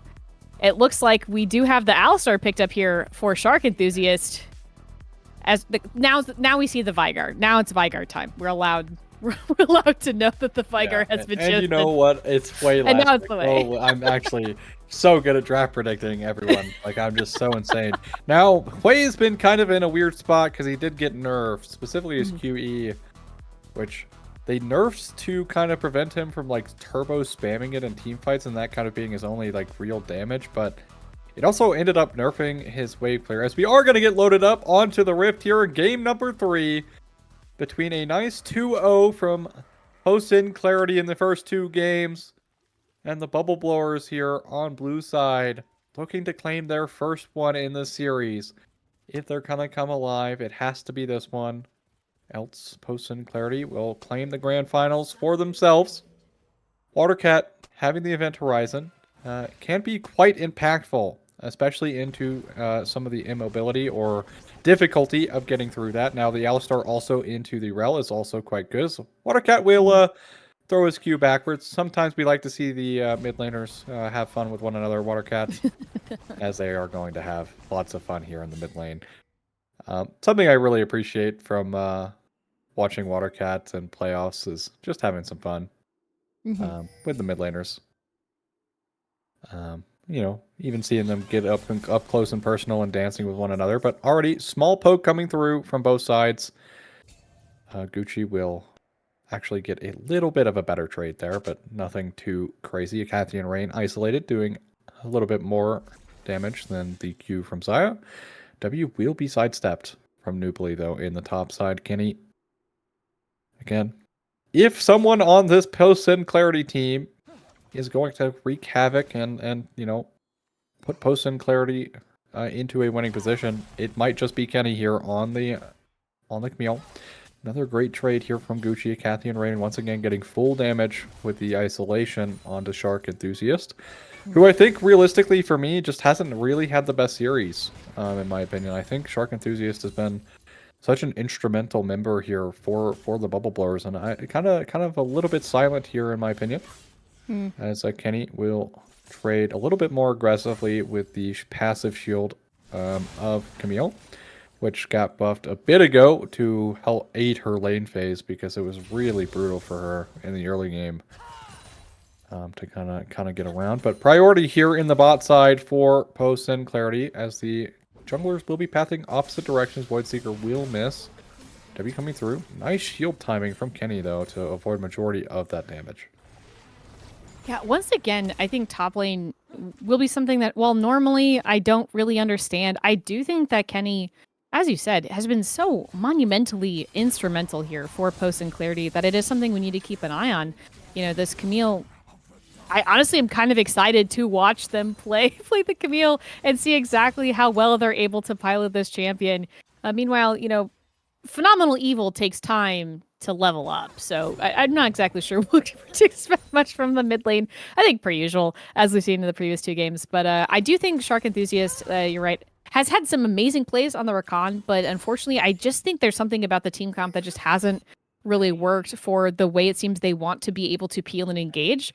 I'm hoping that maybe on this Alistar, there are a little bit more opportunities to provide some of that support some of the sustain and a little bit more peel that's directed, right? It's a little bit harder to miss a headbutt than it is, a grand entrance. But that being said, AHOP has been absolutely phenomenal on every champion they have played today. Obviously, Rel is very different than a Seraphine, but I mean, very similar to and Soraka, as both enchanter kind of a deal. So I'm excited to see how they're going to fare on something a little bit more engagey and a little bit more tanky, a little bit more horse. Good damage coming through from Fire Mana here on the way. Already trading quite well into Water Cat. Of course, it is the Vygar, so needs those phenomenal evil stacks to truly become a terror on the Rift. But for now, just going to be scaling away, which, if you have looked at the last 2 games, maybe might really be a nice move here. Is Hookshot coming through? Really good trade from Kenny, honestly. Somebody boot this guy. We need to put this guy on the yeet list. My God. I'm just kidding. Anyways, Kenny having a great time here on the top side, which is pretty normal. Headbutt away from Shark Enthusiast here onto A-Hop. Level 4 coming through. Nice. Shattering Strike is going to miss. Cloudbreak getting some chip damage back here onto A-Hop. And the stun coming through. Gucci now in a really precarious position. Not going to be able to flash away. Cloudbreak going to flash his way. Shattering Strike will miss again, but Shark will give up his life for the carry. As first blood going over to Cax. Yeah, well, for a split second, I honestly thought they might go for a dive. I'm gonna hold on. I'm gonna wait. You off. Will be a barrier here available for Cloudbreeze. Shattering Strike can cancel that out. Now, if A-Hop chooses to dive for this, I don't hate it, and it guarantees is actually they are gonna go. And this one picked up quick and easy, and A-Hop, as I said, will die for it. But that is A-okay, denying the wave here for the Xayah. And it's going to be a kill over towards the Kaisa. So now posting clarity and getting things kicked off way sooner than the last 2 games.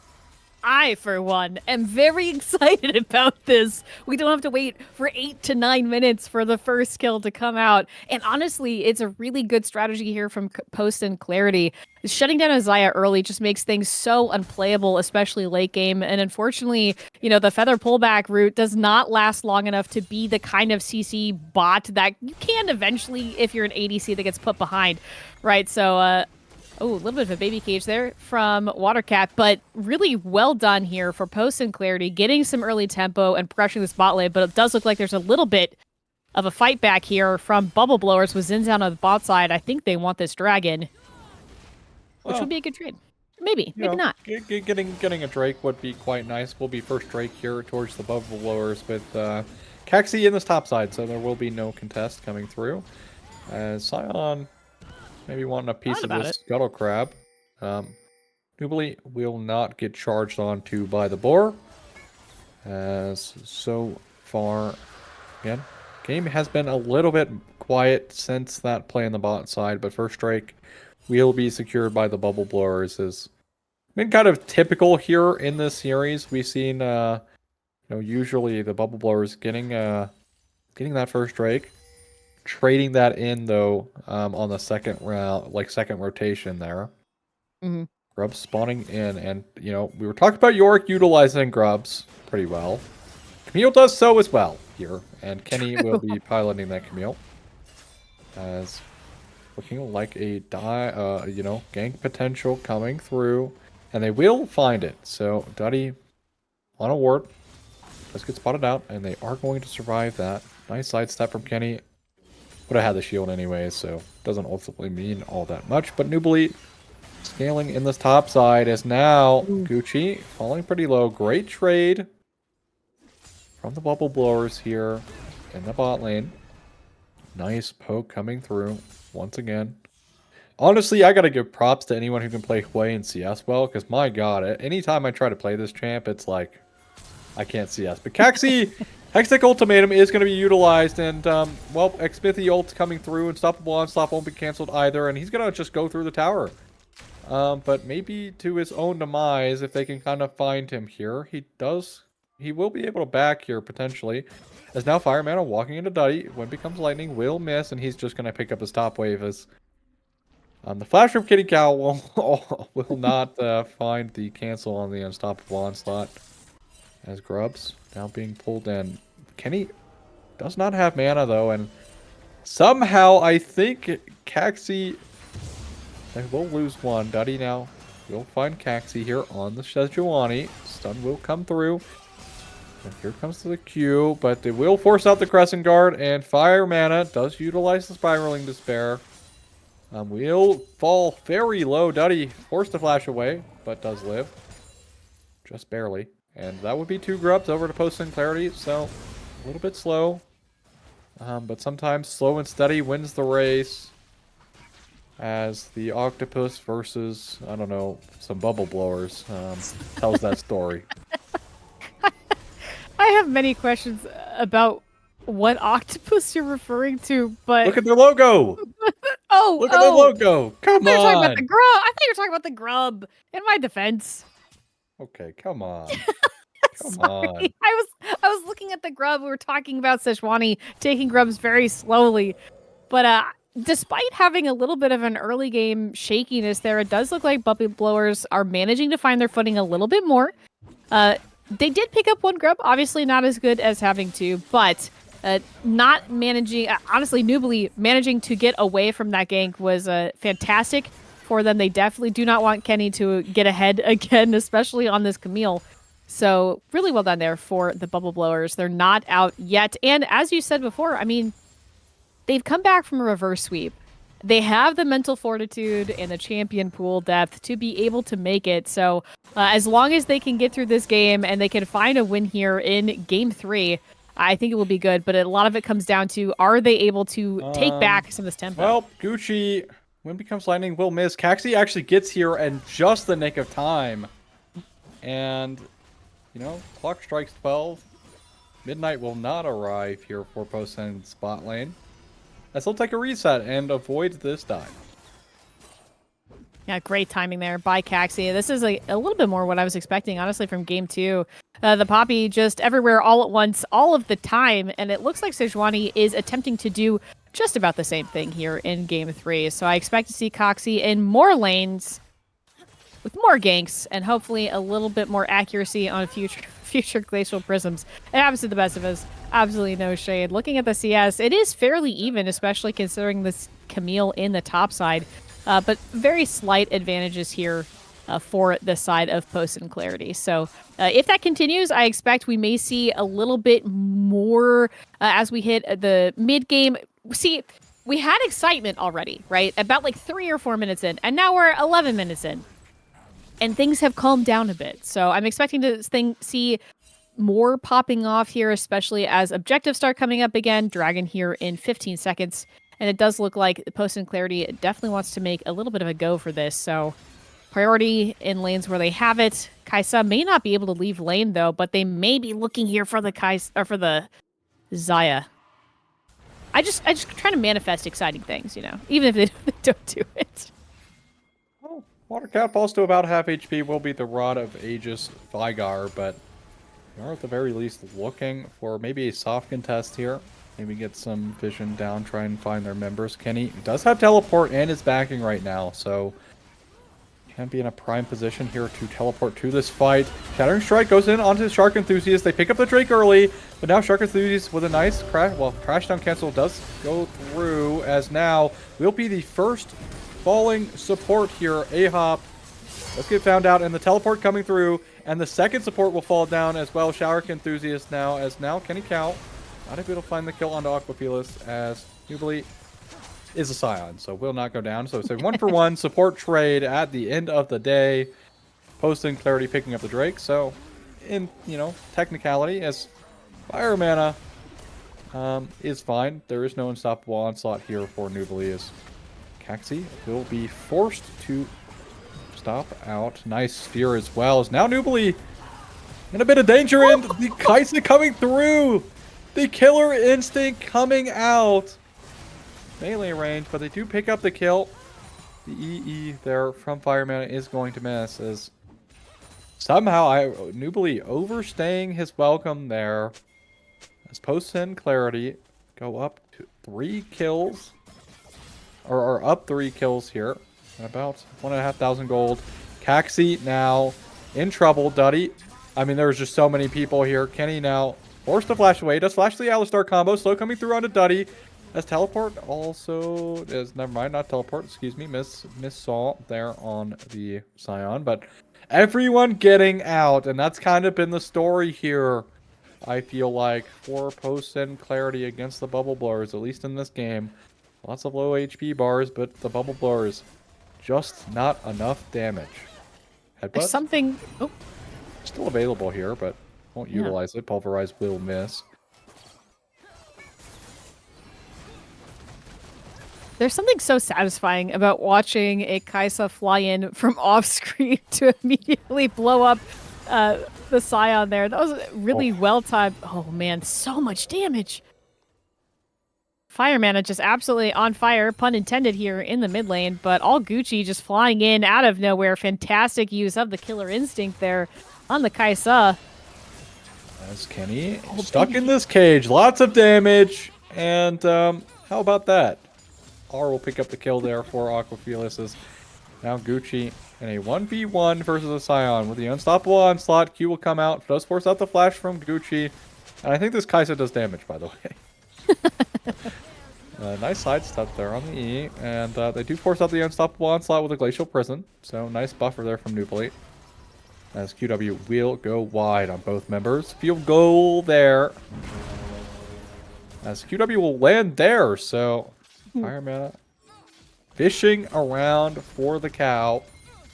Won't find it now because he's basically backing in his base at this point. Caxi here on the Sejuani going for this invade as Duddy is forced to hold this mid wave. Will be on a ward, of course, but knows it's gone, so goes to his topside camps. As reset's coming through. Rift Herald is out. 15 minutes on the clock, and just about no gold lead at this point here. So even the gold kind of starting to even out as well. No flash available for this Kaisa. Minute 30 to this Drake. As it will be... Again, you know, the 1-for-1 Drake did happen this game as well. It will be the Mountain Soul this game, which could make the Scion a little bit more of a threat here for the Bubble Blowers to keep looking on the bright side here for them. Rift Herald started up now for the Bubble Blowers. Is there going to be a response? There are some members collapsing.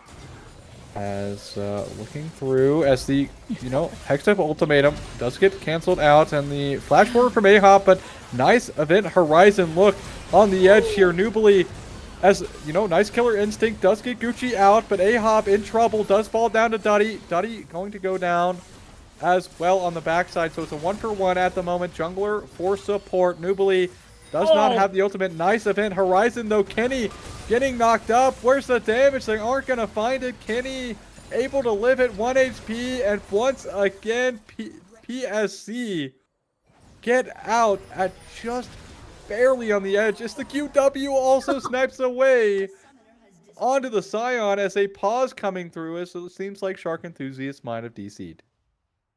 Oh no, poor Shark Enthusiast. But oh my gosh, the baby cages coming out of this Vigar are just absurd. Watercat, I don't know if it's a psychic link or what, but just an incredible series of back-to-back cages here on the Rift, especially catching out Kenny, which is really, especially since the Camille can move so quickly and has a lot of movement abilities, being able to catch that top laner and put them down, especially in 1 kill here already on Kenny, who has been a problem, as we've said, in the previous 2 games. So really, really well done for Watercat. And I think that's kind of the tactic they need to continue to make sure that they come away with the win here, is making sure that Kenny cannot run away with it once again. They can't keep letting him get away with it.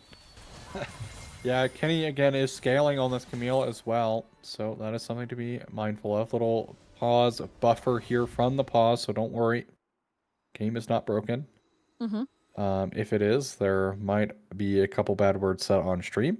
But so far, Gucci killing this minion here in this freeze frame. There he goes. As just one more auto to pick it up. But Watercat waking up in the series now. Plenty of good Event Horizons in that fight. Very long and drawn out one as Drake spawned in. Will be soul, or not soul point, but He'll be second Drake here for Post and Clarity as they will trade off that Rift Herald. So opting for the Drake stack over the opening up the map and more gold play here. As also, look at this bot side. They might actually punish out this unstoppable onslaught from the Scion. As they are looking, and the Glacial Prison coming through. Kenny does bounce off the tower. As now Caxi tanking up quite a bit of the tower aggro. Nice double Q from Nubili. And unfortunately, Kenny doing more than enough damage to pick up the kill. And now Nubili will fall victim here on this bot side. Play is... They do pick up the tier 1 as well. So nice play from Post and Clarity to punish out the Scion. Now they might lose the mid tier 1. They will with the Rift Herald. Nothing they can really do about it. Now it's being driven into this tower. Collapse is not here. And they will pick up maybe a second one here. A little bit of a late rotation coming in for Post and Clarity. EE will miss. The Event Horizon will zone away Fire Mana. So a second tier 2 for a tier 1 and a kill here for Post and Clarity. Bubble Blowers getting a bit of gold out of the Rift Herald. So nice Rift Herald play, picking up 2 towers. And that will be very... Watercat's really close to this Rabadon's gold at this point with that extra gold. They are still down in gold though, so keep that in mind. They are still down in gold thanks to the kill difference and Fire Mana's damage onto the bot lane here, showcasing just so much damage. QW will miss.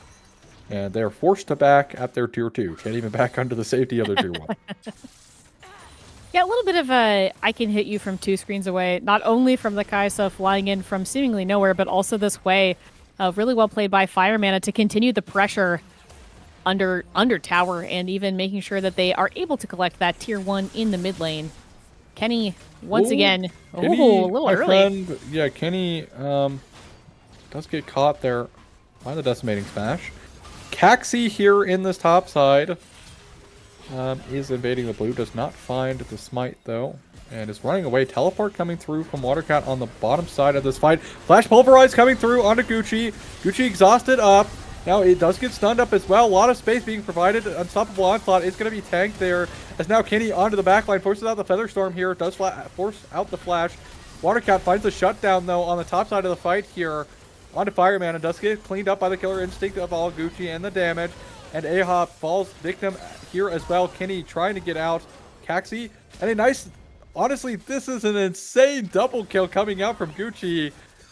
A fade away double with the Encathean Rain. The passive does come through for Kenny, but do they walk too far? Is Gucci pathing forward, and now Post Syndicate Clarity still bite off more than they can chew around this Atacon timer. They won't find it. Will be a reset coming through for the Bubble Blowers, but at the end of the day, Bubble Blowers finally swing back and punish out the low HP bars.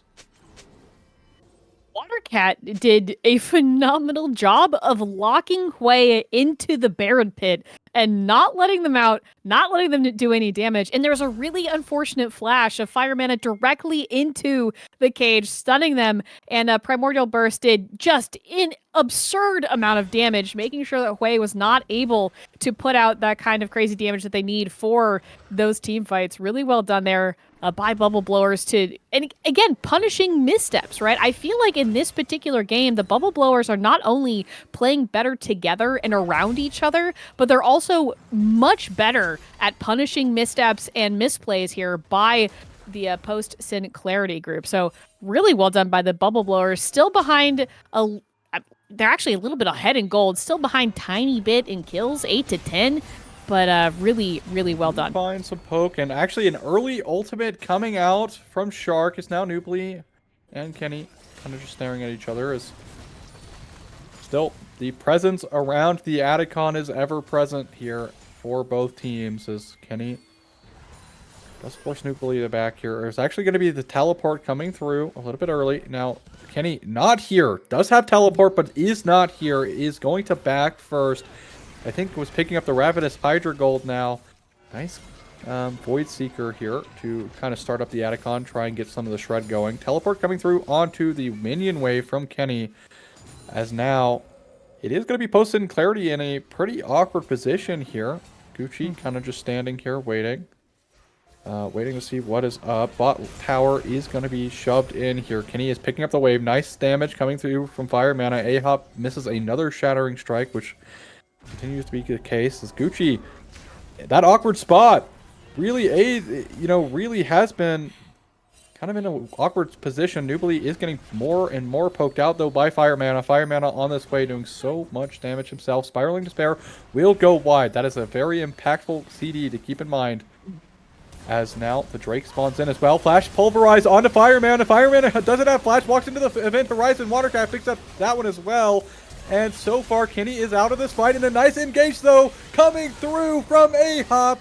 You might miss the Shattering Strike, but he doesn't miss the crash down. But look, the damage is still too high for post-in clarity. Watercat untouched in this fight. And it's a double kill for Duddy. And Kenny forced to run away. And it will be the dragon here for the Bubble Blowers. They just can't do anything to Watercat. Just an incredible amount of damage. And also Duddy doing a fantastic job. Not only making sure that they cannot get on top of that Vigar, but also just keeping the distance and putting out, again, the chase downs and making sure that there's so much damage being output. The chase onto Gucci there at the beginning of the fight, forcing them even more out of position, forcing the entire team to rethink how they were going to engage. Really well done by the Bubble Blowers, and Kenny just cannot seem to get it in to be able to do the kind of carrying that he was able to do in previous fights. So really well done by the Bubble Blowers. Otacon still not picked up, but honestly saved right from being taken by Post and Clarity. Really fantastic back and forth fighting here on the Rift. Slight lead here by the Bubble Blowers. They have even the kill score, and there are shutdowns here available for the Xin Zhao and the Vigar. I am so excited to see Watercat's Vigar. It is such an absolute treat to be able to watch these Event Horizons. Oh my goodness. I know I call them baby cages. You know what I mean. Yeah, the weird thing is right, Fire Mana doing so much poke damage, but fires the ult so early. And so when his team actually goes in, they don't have that like big AoE like damage threat there. And of course some great cages coming through from Watercat. He's very well known for the Vigar, so that makes a lot of sense. It's now Fire Mana friend is dead again. Like I don't know what's going on, but he needs to utilize the way range. He's just walking up to like QQ, but he's just walking into Vigar. As of, Watercat will pick up another kill, and this will be a DC coming through from Shark Enthusiast as he will reconnect once more. Potential internet issues, but again, Watercat on this Vigar. If we could get a stat check here while we're kind of in the pause. I don't know if it'll actually switch in the pause. Not sure, but here's our little gold here. 3K lead. Almost. Sorry, 2K lead here. 2,200 gold for the Vigar, and it's 289 stacks. Oh my gosh. This Vigar now of Watercat is. Yeah, Fire Mana, again, really disrespecting Watercat's ability with the Event Horizon to punish him. Also, time and time Watercat again. didn't need to Primordial Burst them. They did it, though. It was about sending a message. I think at this point, they didn't need to do that. A Q would have killed them. But, oh my gosh. I also, you had mentioned about, the Hui using the ultimates way too early. One thing I've noticed is that they're not layering, Post and Clarity is not doing the same type of job of layering their CC and engage tools as they have in previous games. Like, there was a Magnet Storm and a Glacial Prism that did not overlap. And why not hold your Spiraling Despair until you have a Magnet Storm? Then they can't get away. And then you have a pretty much clear shot, right, of making sure that that ultimate lands, especially when you are one of the main damage dealers of the team and they really need you to be able to layer, the Fierce and this, all of the AP damage here, right, onto the enemy team. So a little bit confusing. I'm not exactly sure, is this a communication issue? Is this a tiredness issue? But Post and Clarity are not showing up here as much as they have in Game 1 and Game 2. But Bubble Blowers really fighting back here in Game 3. Fantastic plays, really well done working around each other. And even though sometimes you have a miss, from Shark Enthusiast on one of the ultimates, or, just not really Cloudberry not being able to get the type of root engage that you kind of really want as Isaiah, all together playing very well together. And I cannot say enough about Watercat on this Vigar. It makes me want to go play Vigar. That's a terrible idea. I'm not a very good Vigar, but oh my gosh. You make it feel like I can. Like I could do anything with this Vigar. Well, as we are coming back to caster cam here a little bit, but looking at the mini map here, Atacon is spawned up, but it's looking like potentially Kenny Cow in danger. Duddy is wrapping around behind him. Now, this could just be for vision, trying to clear out some vision, but I think that's probably not the move. I think they are going to try and punish, as we are still in this pause due to a DC coming through from Shark Enthusiast. But so far, I think I agree with you. I think that, the bubble blowers the fights are significantly more chaotic than they have been all night, which has been a major factor to why they were losing. Is like they were kind of all over the place. Last game they drafted something like this MF comp, which really doesn't want chaotic fights because she wants people walking into her ult and being in her ultimate. Which, when people are split all over the place, you don't really get to utilize the bullet time value all that much. Yeah. Whereas now, nice little anti-dive comp here coming through, where you have the Xayah, you have the Event Horizon, which could shut out a lot of that, as there's some popping off there in the background from some Risen production on our Titan broadcast. What the heck? Anyways, sorry, it's very hype. Anyways, the bubble blowers are finally going to unpause as we are getting onto the rift here. There will be another pause here shortly. Daddy Brains will just walk away. Was just for vision. Kenny Cal safe in the spot side. Wait for the stutter. There it is. Again, Fire Mana does need to kind of stop feeding this Vigar. Like that, he is unironically the whole reason why the Vigar is ahead. So, buffer will be ending shortly here. As there it goes. And something that's not been really, talked about is Kenny has had a great performance in the series, but this game on Camille, he's been teamfighting a lot more, especially earlier on, which is very atypical of a Camille. Like, usually she's side laning a bit more, getting scaled up to like 2-3 items, and then she comes into teamfights and is just one-shotting your AD carry. But because he's kind of put himself in these fights way more often, he is kind of a little bit slower. As Kenny being looked at to getting gone on again. We will not find it, but Baron here for Atacon would certainly be a play.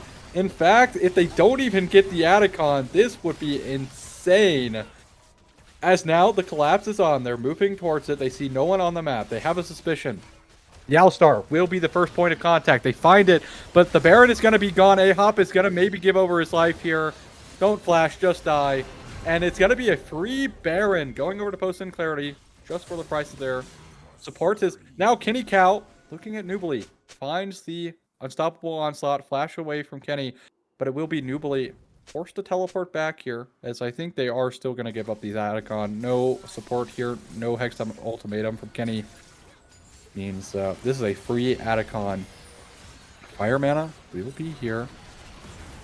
Heal QW just for some vision. We'll also root up this Scion, but nothing they can do about it. Caxi is in base, walking back. So it is Atacon for Baron. Can Post in Clarity utilize this Baron to offset the gold they just gave away? Now that is also permanent gold, essentially, over to the Bubble Blowers. Power count seeming to be quite similar, as Tier 2 is being chipped away here by Gucci and will be gotten before anyone can respond. Post in Clarity will get a little bit of gold back. It's a little spooky here. 4 people with Baron is what you want, but I'm not exactly sure they're going to be able to push waves quite as deeply, maybe as they were hoping, to make as much use of the Baron as they'd like. In the grand scheme of things, Otacon does give you gold, obviously. It gives it XP, right? It gives you a little bit of a boost that can be really terrifying, especially if our Post in Clarity into this team that has been really rather dominant in some of these team fights. Especially, as I've said before, Watercat, gotta watch out. My car's lurking, and you're absolutely going to be put in the baby cage. So, as we're... am I wrong? Am I wrong?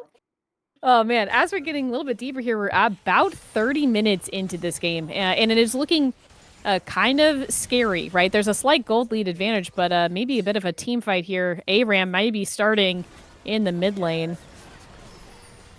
Now, root coming through onto Caxi. We'll be okay, though.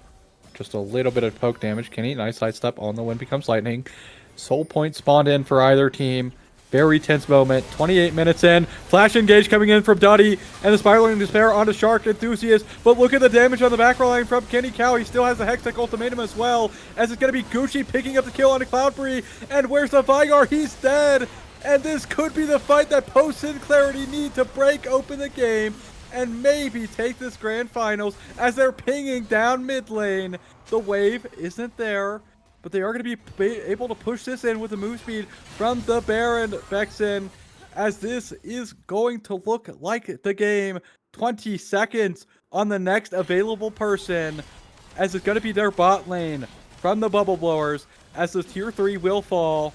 The inhibitor falling lower and lower, as they also lose Baron now. Can they find the end? 4 seconds now on their bot lane, as they are looking to go for the end. Shark Enthusiast here hits a nice 2-man pulverize. Cloudfree getting gone on. They're going to look for it. So much damage coming out from the Kaisa now, as Gucci picks up the tower, and the Nexus is going to fall. Post-Sinclarity are going to pick up the grand finals, and they will pop every single bubble of the Bubble Blowers. Congratulations to Post-Sinclarity for being your 2025 Fall Split Olympus League finalists. I am almost out of words. An incredible play there by Post-Sinclarity. Absolutely clutches not only the game, but also the trophy here for Olympus Finals. Incredible. Well done here to Post-Sinclarity. I'm almost out of words. It was one fight. One bad fight, and that's all it took for Post-Sinclarity to absolutely clutch the win. Oh my lord. Aussie. Normally I can yap all the time. I'm just so stunned. I mean, just like that, the game can end, and just a very tail end of their Baron gives them just enough time to end the game, and Post-Sinclarity find the one kill they need of killing Watercat. And that's all she wrote here for Post-Sinclarity. We're going to take a quick break. We are going to have an interview, so stick around for that. Not sure who we're going to get just yet, but we'll work out those details, and we will be right back. And once again, congratulations to Post-Sinclarity, and unfortunate here for Bubble Blowers to get extinguished in a pretty unfortunate 3-0. We'll be right back.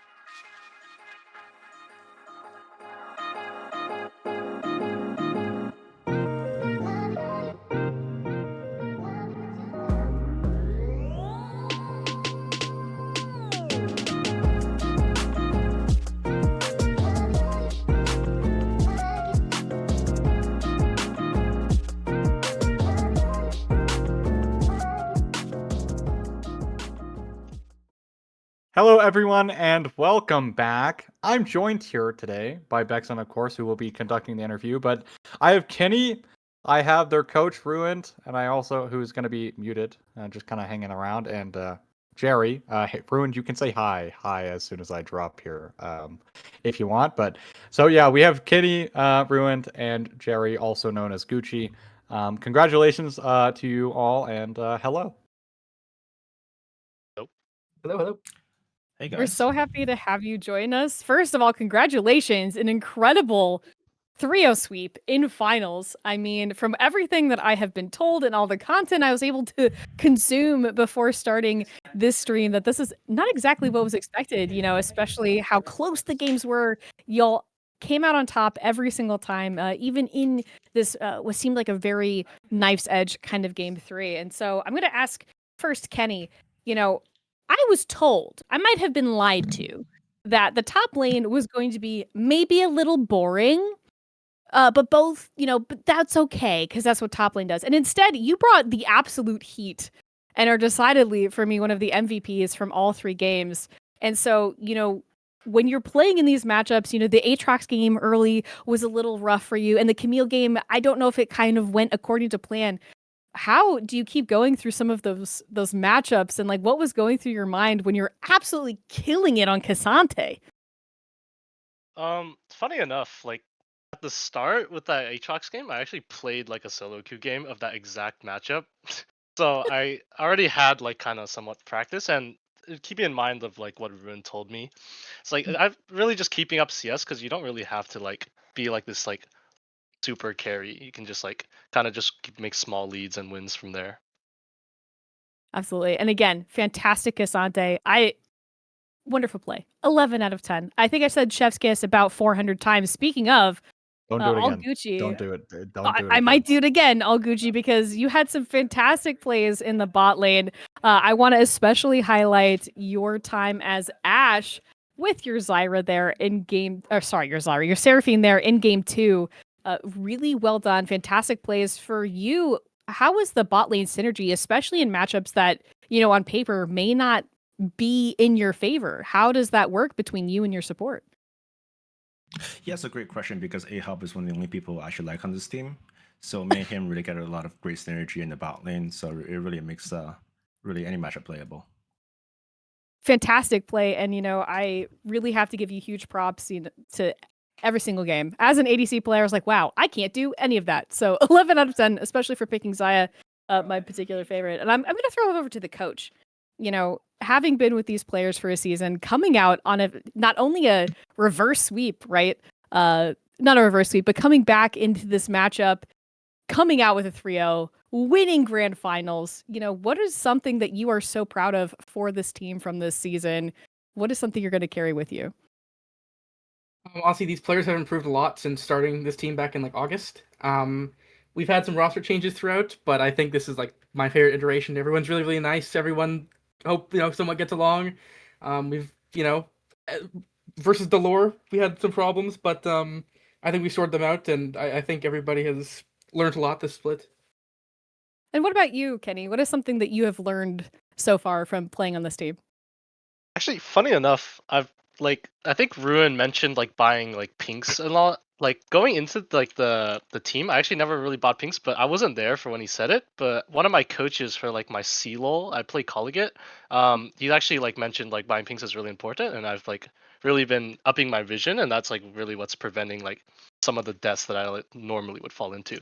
And I really appreciated some of my coaches Mesmerism. Amamasi has helped me bot review, as well as some of my friends who have helped me improve Alvin and Kites and Edison. They've all helped me VOD review, help my macro, even mechanics at times.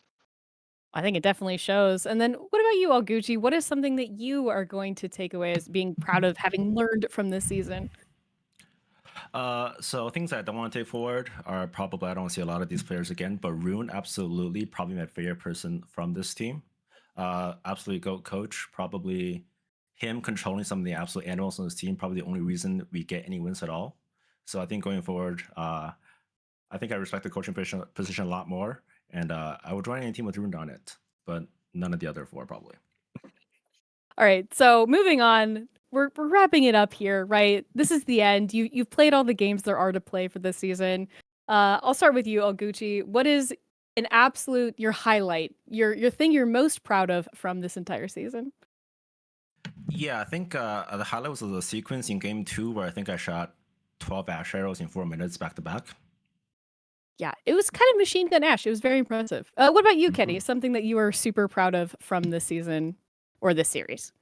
I'm proud of Flame Horizon Noobly. You saw the CS, it was 100 CS difference. I was making sure this guy did not get a single minion. I think that you could say you were pretty successful in that. So we're gonna wrap up now. We'll start with the coach, Ruined. Is there anything that you want to say before we end here tonight? Honestly, I just appreciate you guys for doing this and taking the time out of your day to come and cast these games. It is low bob, but you know what? It's still fun to participate in this and coach these players and see all the content released. So I appreciate you guys a lot. Thank you. Absolutely, Kenny. What about you? Anything less you've left like to say? No, I appreciate you guys for casting. It's a great fun experience. It was definitely fun for me too. And finally, we'll round out with you, Gucci. Yes. Thank you, Ozzy. Thank you, Bexa. You guys are the goats, and all the casters as well. Absolutely. Thank you so much for joining us. I'm going to toss it back to Ozzy. Thanks again for joining us. What an incredible finals here. And thanks for having me. Well, thank you, everyone. Congratulations to Post Syndicate again, and of course, the people who for the interview. Appreciate you all. But from everyone here at Titan, of course, we are moving into the holiday season. So the first thing I would like to say, happy holidays to all of you, regardless of what you celebrate or if you celebrate. I hope you have a great week moving next week. And also, I'd like to thank my co-caster here, Bexon, for filling in today. Shivam for doing production here behind the scenes. Of course, thank you so much for the hard work you put in. And for me, this will be probably my last cast of the year, and this will probably be my last cast of Olympus. For the entire year, thank you all for having me. It's been such a pleasure, and I'm so honored to have been kind of like the face of Olympus casting for this last year. So thank you all for having me here, and hopefully I get to see you guys either move up with me here into maybe some Immortals things, some Vanquisher things, or for the future. But for that, I think we're going to call it a good night. And again, happy holidays, everyone. Stay safe out there.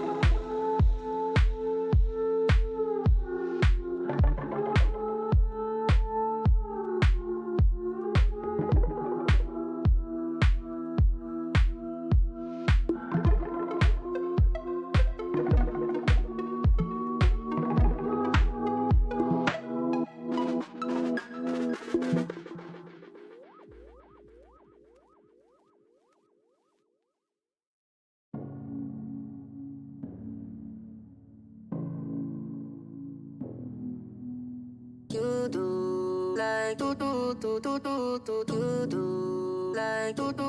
crazy, oh crazy, oh crazy, crazy, oh